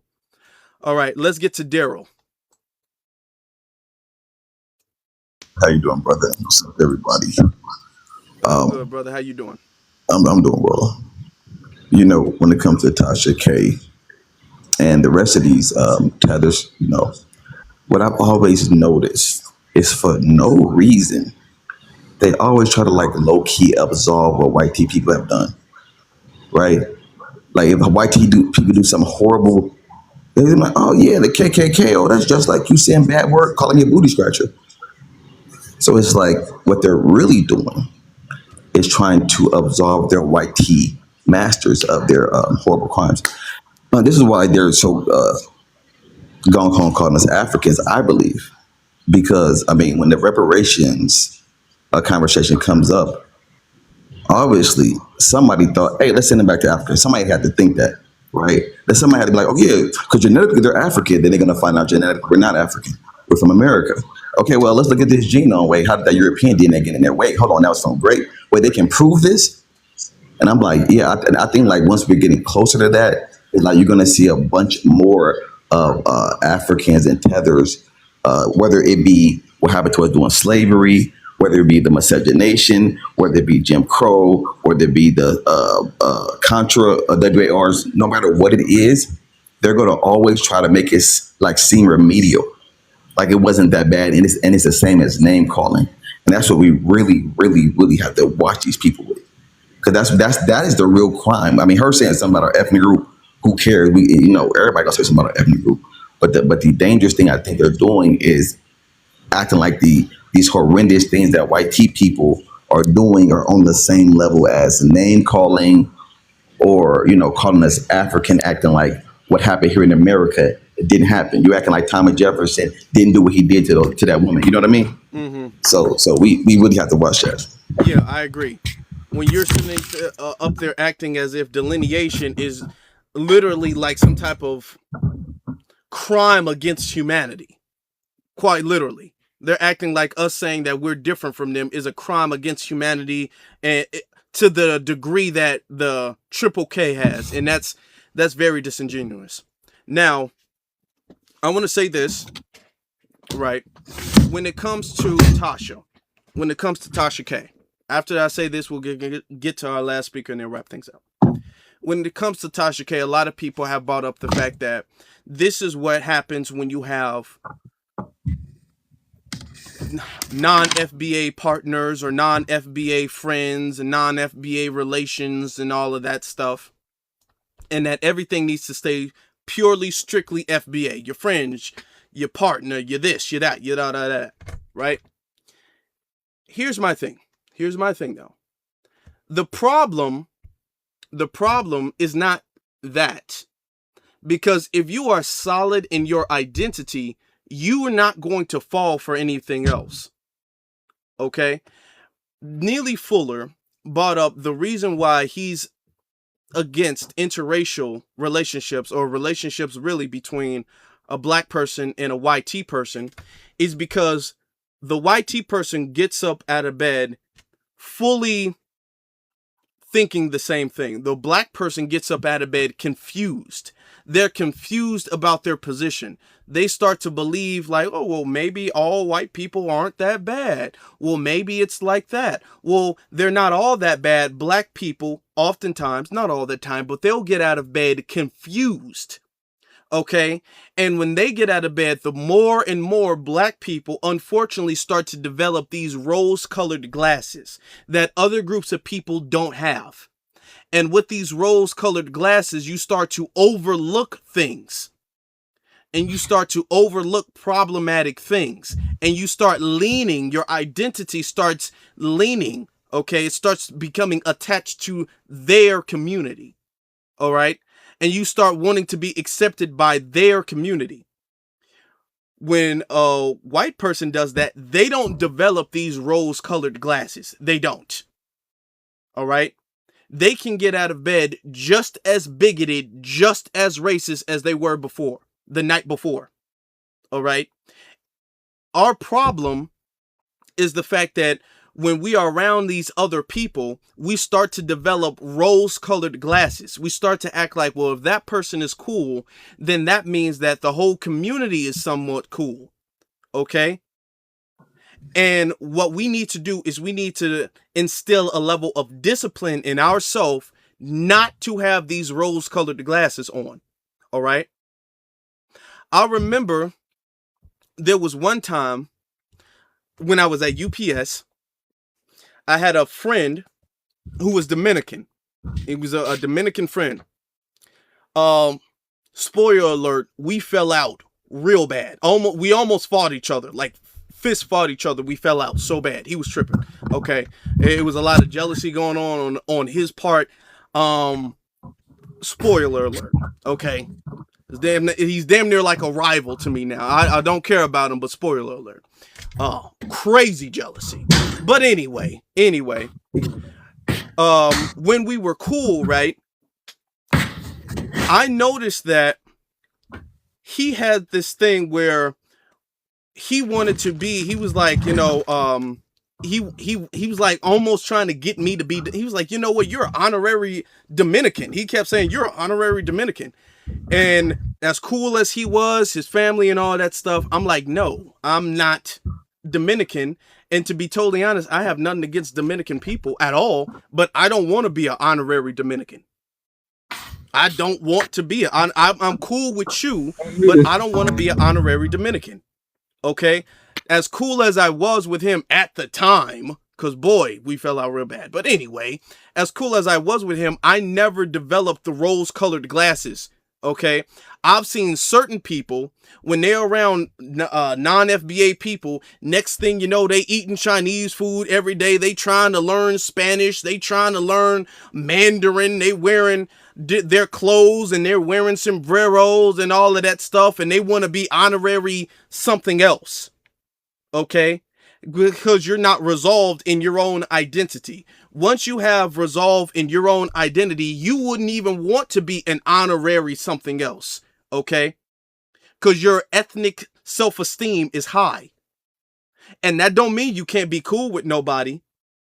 But when your ethnic self-esteem is high, you're not going to develop the rose-colored glasses or the desire to attach yourself to somebody else's identity.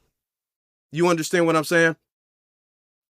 And unfortunately, going back to Tasha K, with a lot of Pan-Africanists, their ethnic self-esteem is so low that the second they get around a cool Nigerian, a cool Jamaican, a cool Haitian, they develop rose-colored glasses, and then they want to attach their identity to their to the other groups of people identity. All right.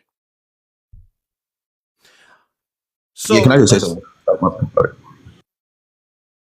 let's get you 50 So Fabulous.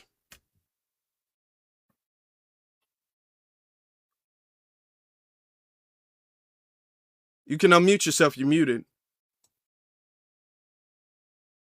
Probably just Hey, How you doing? I'm sorry. I didn't mean to come up. You have anything But to say? You're here. you made a really good point Mm-hmm. about not allowing yourself to be absorbed in somebody else's culture. My first husband was not black, he was Puerto Rican. And his mother was annoyed because I didn't act like his baby mother, Mm-hmm. whom dissolved her entire personality. She was also a black woman. But all of a sudden, like if she answered the phone, she's acting like she can't speak English when that is the only language she speaks. And would only make Bustelo coffee and only cook Spanish food. She like got rid of her whole black self to become a Puerto Rican. And I told his mother respectfully, if he wanted to marry a Puerto Rican, he would have. He married me. I am a black woman, and this is the way I do things, you know. But that was a very good point. That's all. Yeah. Good to see the black family. Yeah. And see, Okay. and I'm glad that you developed that, because when people have those rose-colored glasses on, you're going to sit up there and try to appease the mother and try to act like someone you're not. You're not Dominican. You said Dominican, right? Or Puerto Rican?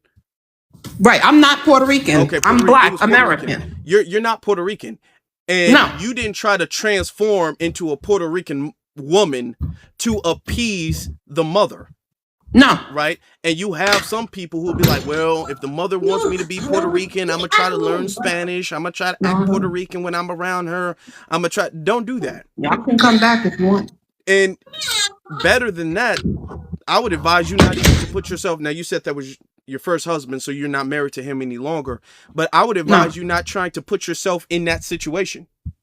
Yeah, I was so much younger. Yeah, but you know. Yeah, but she always would say, why you can't act like Laisha? I said, because I'm black and I'm happy being black. And if he wanted to marry a Puerto Rican woman, he would have. He married me. You know? So that was my experience. And it's important to let them know. I don't want to be anything else but black. You know? Mm-hmm. And be proud of who we are.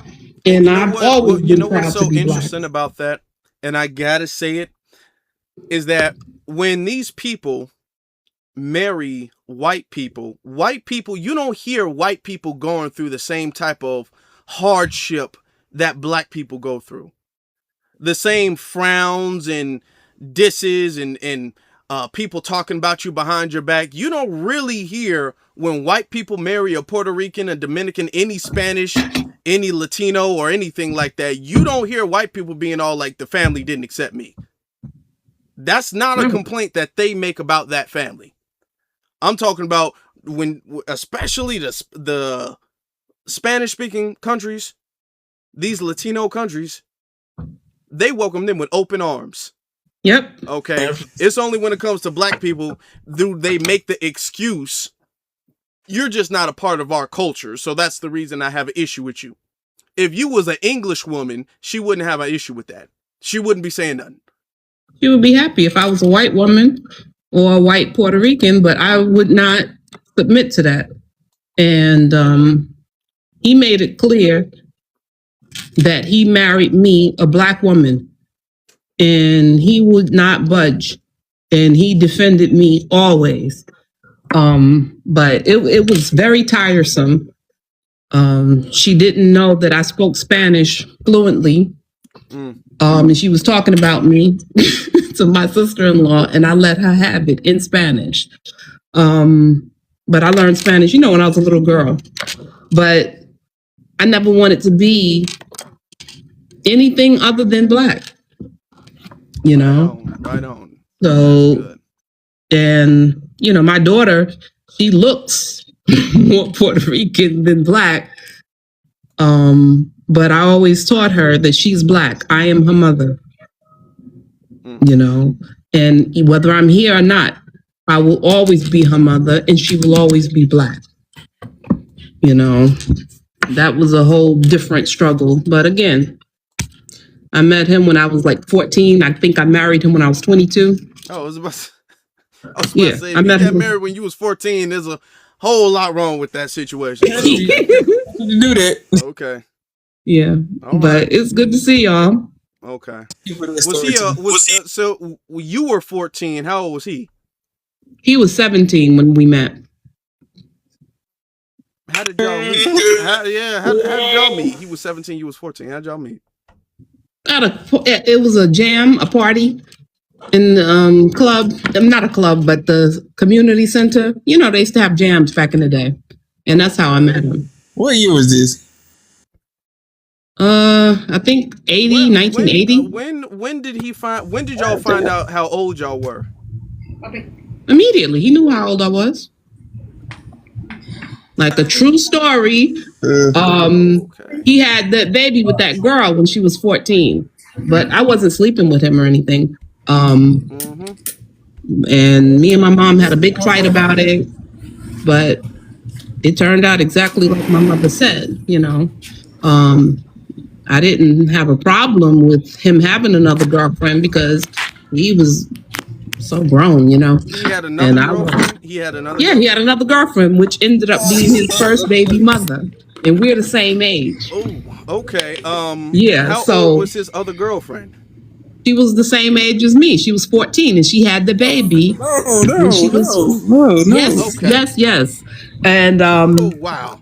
Okay. I had a big fight with my mom because I told her that was her fault and he's going to marry her. And my mother said, he's not going to marry that girl. He don't respect her.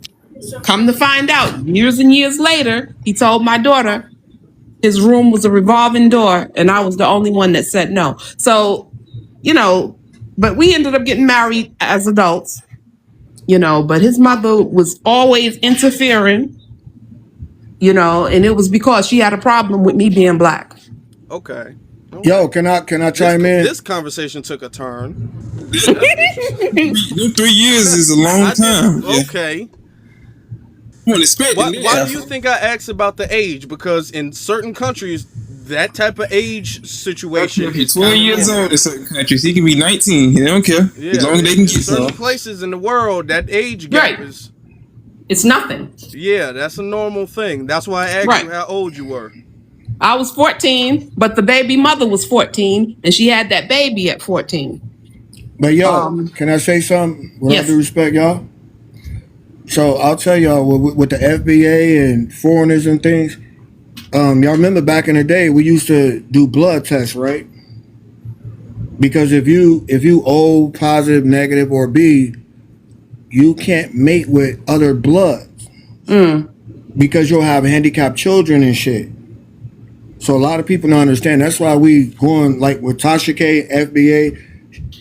A lot of people mostly have retarded and children. Why Like you if you look can't up say the, that No, you word? can't They'll say bring that. the live down. Hold on. I oh, love I'm the sorry, TikTok I'm my shop. bad. I love the Yeah, yeah. TikTok shop. I'm sorry. Can Yeah, you yeah, drop it? Because you're yeah. not the first one I heard say that, but do you have a link that I can review? Because I never heard that before Yeah, until I yeah. got on I'm gonna TikTok. send it to you, and I'm I'm gonna gonna check have my to drop language you too. just to protect the Pardon me. live. I apologize to the panel and everyone. My apologies.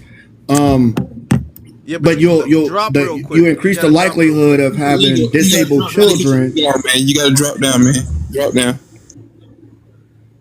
What you say? What? Drop down. You can't be seeing those words on Yeah, TikTok. You cause get the I know. That's why I said disabled. I changed my language. I understand. drop Pardon me. I yeah, already yeah. Does he apologized. still have to messed up. drop in just in case or no? Yeah, just in case, because they'll bring the live down. Okay. Yeah, that's Sorry, why I brother. changed the language. Go ahead and drop him and he could come right back up. Yeah, we Yeah. can have you back up. But yeah, we gotta drop you for that. What the hell you talking about Ma'am, anyway? real quick, what did your father think about that situation?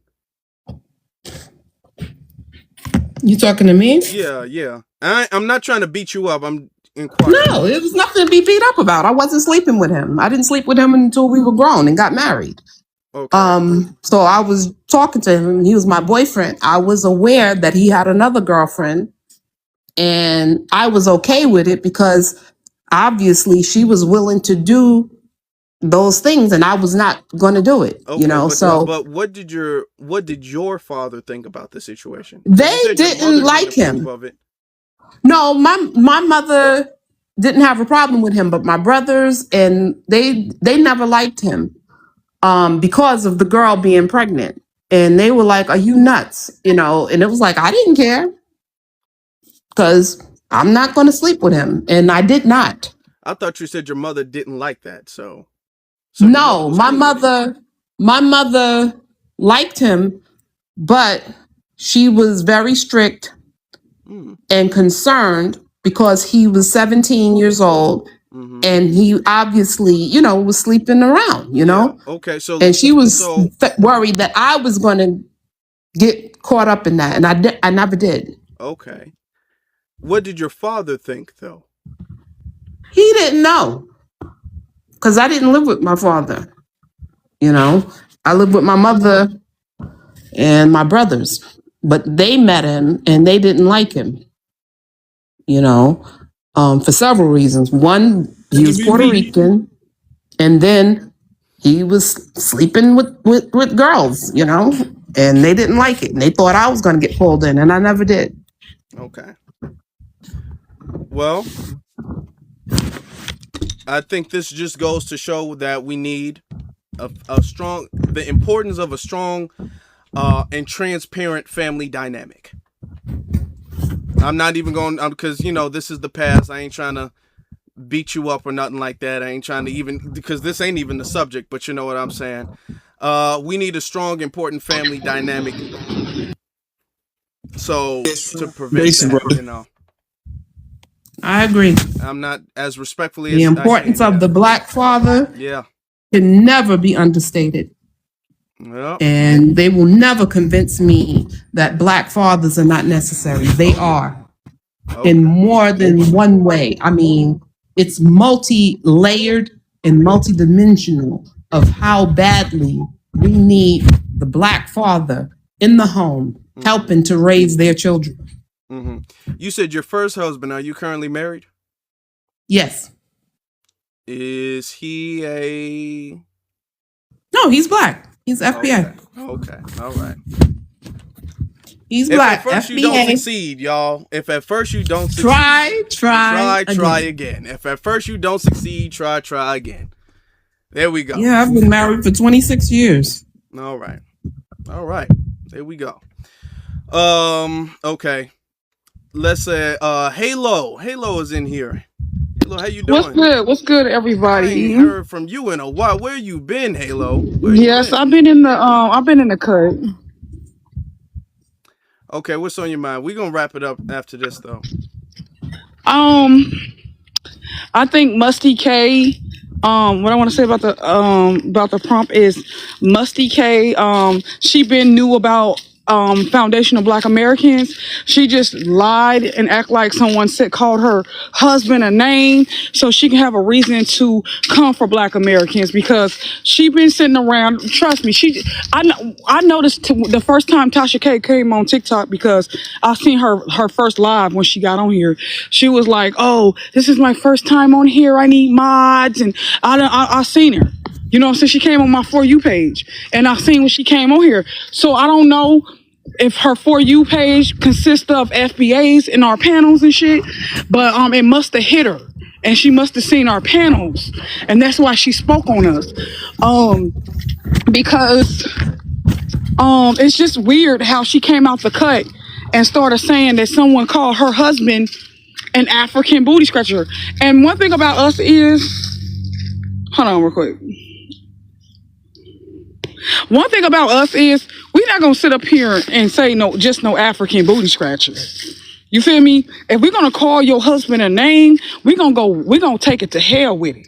So the fact that you sitting here saying you're gonna use the same terms and the same excuse that these other tethers use because they can't be creative, they can't come up with nothing, and you're gonna sit up here and lie and say that somebody called your husband an African booty scratcher and that's why you want to come for FBA, baby. When you got up there and you spoke on FBAs, it sounded like you had a bigger issue than somebody calling your husband an African booty scratcher. This woman sat up there, looked like she damn near had tears in her eyes, talking about how you is very divisive, is this, is that. And then on top of that, which I don't condone, I don't even know why. If you weren't gonna go up there to eat her up, if you weren't gonna pack her up, then you should never went up on her platform. Cause she sat up there and gaslighted that woman to try to educate her on foundational Black Americans. Well, I wish, nobody went up there and did that unless she was going to eat her up. But she gaslighted that woman, sit up here and act like she didn't know what a kata was. She sit up there and act like she knew what a kata. I never heard of that before, but you heard everything we've been saying, right? That's how I know she lying. Because you sit up here and act like, oh, but you heard all the negativity about us and every negativity thing we doing.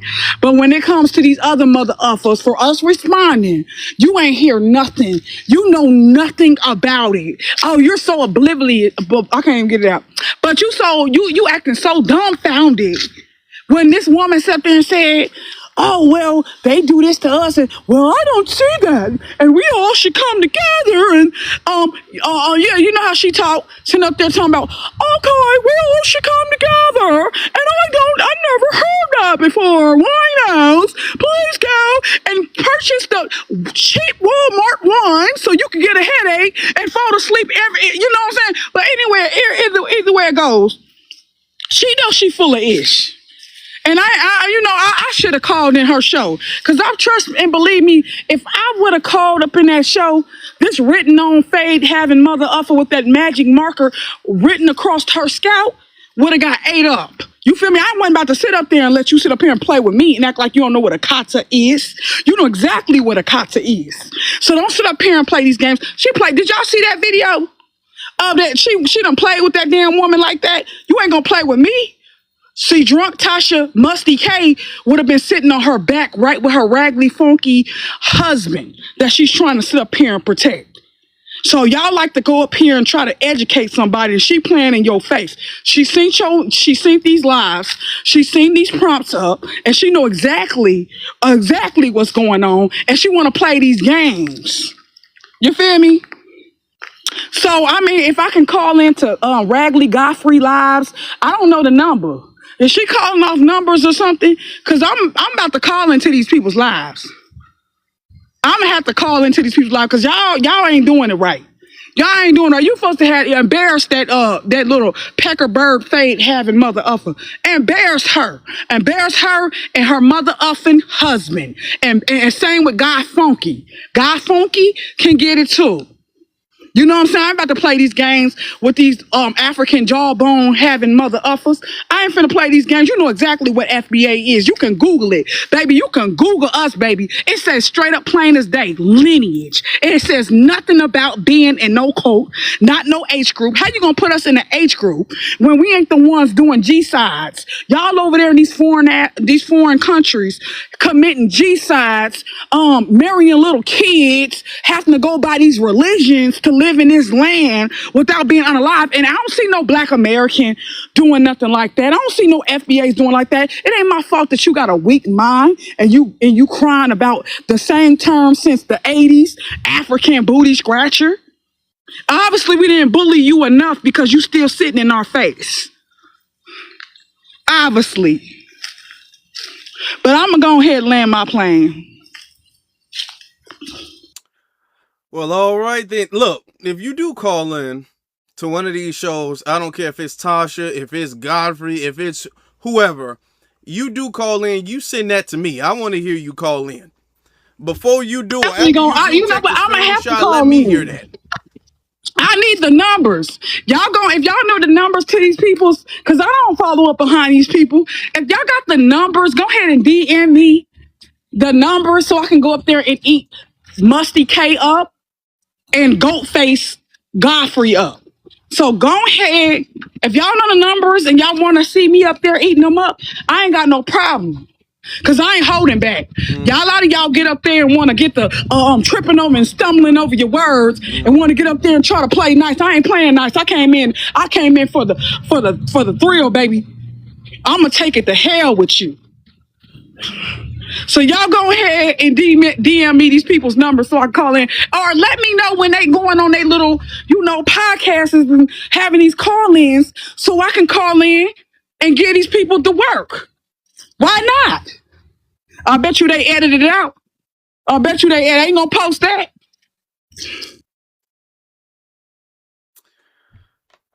When we get the number, we're gonna make sure you get it. We're gonna make And sure. it's not Godfrey Afro. She said God Funky. You gotta say God Funky. The master of the month, brother. You gotta get it right, brother. All right, y'all. But y'all can go ahead and DM this page. Go ahead and DM this page. I'm gonna go on there. Just let me know. Hurry up and hit me up. I'm gonna go right on over there. I promise you. Yeah. All right. I think there's no better way to land this whole thing and conclude tonight's live stream than that. I don't think so. I think that's a perfect conclusion for tonight. All right. So I'm gonna land there. Y'all make sure y'all go to For the Culture. Plus, I gotta get some other work done. Y'all make sure y'all go to For the Culture on YouTube. I'm pointing like y'all can see where I'm pointing to it. Y'all can't see it, so I don't know why I'm pointing. But y'all go to For the Culture on YouTube and y'all hit that subscribe button. And if y'all on YouTube on For the Culture, shout out to y'all. Thank y'all very much for that. I appreciate every single last one of y'all. All right, I appreciate y'all sincerely. Now, BX, can you close us out, please? Sure. When you coming back live, Afro? What's tomorrow? I want to come back tomorrow if I have time. Cause I gotta get some stuff ready for my back. You know what you didn't do? So I gotta do that tomorrow. Right. Go ahead and announce it to the room. You didn't even announce it. I said something earlier about it, but I do have in Chicago in a couple of weeks. I have a big back to school giveaway at Sims Barbershop. It's a historic FBA barbershop. So it's going to be totally free. You can come there. You can bring your kids and all of that stuff. So we're going to have some stuff. And then, maybe some snacks and cookies, juice boxes for the boys and girls and stuff like that. But y'all come over. We're going to have school supplies, book bags, all of that stuff. I'm setting it up. I've been looking for a place for a while. I wanted to announce this like earlier this month. Actually, like kind of late last month. But I wanted it to be earlier this month, but it's going to be at the end of the month. But it's good. I think it's better that way. Because this location is actually better because it's more historic than the other places I was thinking about. So it's going to be at Sims Barbershop on the 23rd from 12 p.m. to 3 p.m. first come, first serve, okay? So y'all want to get there early. Y'all want to get there early. Don't show up at like 2:50 and we out of pencils and y'all like, man, y'all didn't save no pencils. Look, first come, first serve. Y'all want to get there early. And then it's going to be a good place where people can connect and all that stuff, have a good time. So, yeah. It's on 37th So Street. I'm sorry, Justin. Go ahead. I wanted y'all to check out interview we did. It just dropped today. Maybe Afro King tagged the interview link. I can't do it here live. I can't post that. Okay. Well, I posted some links in the chat. I've interviewed Afro twice. It's always a good time. Y'all should watch it. It's good vibes. Yeah. So I kind of wanted to kind of go here with I understood the perception conversation, but it was still irksome because those immigrants know no matter how they perceive that they're treated differently. And that reflects in our government. I always say about the Caucasus, they got the Haitian, the African, the Caribbean, and the Somalian, and the Nigerians are supposedly fighting for a caucus. The CBC is filled with mostly immigrants. But we have to step away from race because race is unconstitutional. That's why affirmative action is going, this, that, and the third. And sometimes people come into a conversation and they just need a reminder or even the education that they even ride around in places like New York with their flags. There's a Haitian, I showed the video, who said when he stopped by the cops, he emphasizes his accent. So I get perception, but we're past perception at this point because the way they're systemically harming us when they use their lineage and then double and triple dip in our pot. Our ethnic group is not defined because of those folks. So I was kind of irked by that. The reason, to your point, to harp on your point, their perception and our, I guess, similar perception has fooled us into feeling as if they would share the same allegiance and loyalty and commitment, and that's not been the case. We have been fooled by the fact that we do have a similar perception amongst society to where we're all going to be on the same page. We're all a part of the same team. And that's something that we're learning from. Okay. We're learning from, I guess, being naive by their perception. Okay.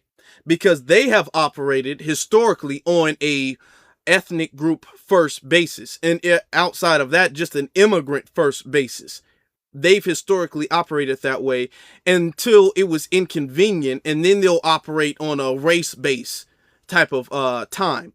While we were strictly about whatever is good for the race, whatever is good for anybody who's perceived as black, or even a person of color, which is a non-white person. So we are learning from that. We're learning from that mistake. That the darkness of your skin or the texture of your hair does not at all mean anything. It really doesn't. Exactly. And so you saw the Jamaican Day Parade. Wasn't a flag that wasn't Jamaican out there. And when they tried to show a different country, a Caribbean nation flag, some Jamaicans told them to take it off. Also said in that parade was if you have two parents born in Jamaica, but you born in Brooklyn, you're still Jamaican. So these people know what they're doing. They know that they're immigrants and they know that they're not us, right? Yeah. And in the chat, I'm gonna adjust this and then we can get up out of here. They said, so what are you saying? Only African Americans can be a part of the Afro diaspora? But the diaspora theory broke down how Africans, and it's in print, did not create the word. They admitted that Afro is not their word. So there is no Afro diaspora. The African diaspora is for Africans, and they're fighting to have that recognized with our Congress. The Caribbean has their own diaspora. Yvette Clarke, who's on the CBC Congressional Caribbean Caucus and Haitian Caucus, talks about the Caribbean Caucus all the time. The Black diaspora is Black Americans. That's our diaspora. But conveniently, they got to double and triple dip because they need our validation. And they know the Caribbean and the African diaspora really doesn't yield much in the way of results. or else they'd be home thriving. So those were things that I just noticed throughout the live. But other than that, Afro, it was a really good live, and I ain't fly off the handles, y'all, even with a few hiccups. I enjoyed myself. Thank you, Yes, Afro. indeed. Y'all make sure y'all go to For the Culture on YouTube, okay? For the Culture on YouTube, everybody. Thank you all, and if you're listening from For the Culture, shout out to you. Thank you. All right, y'all have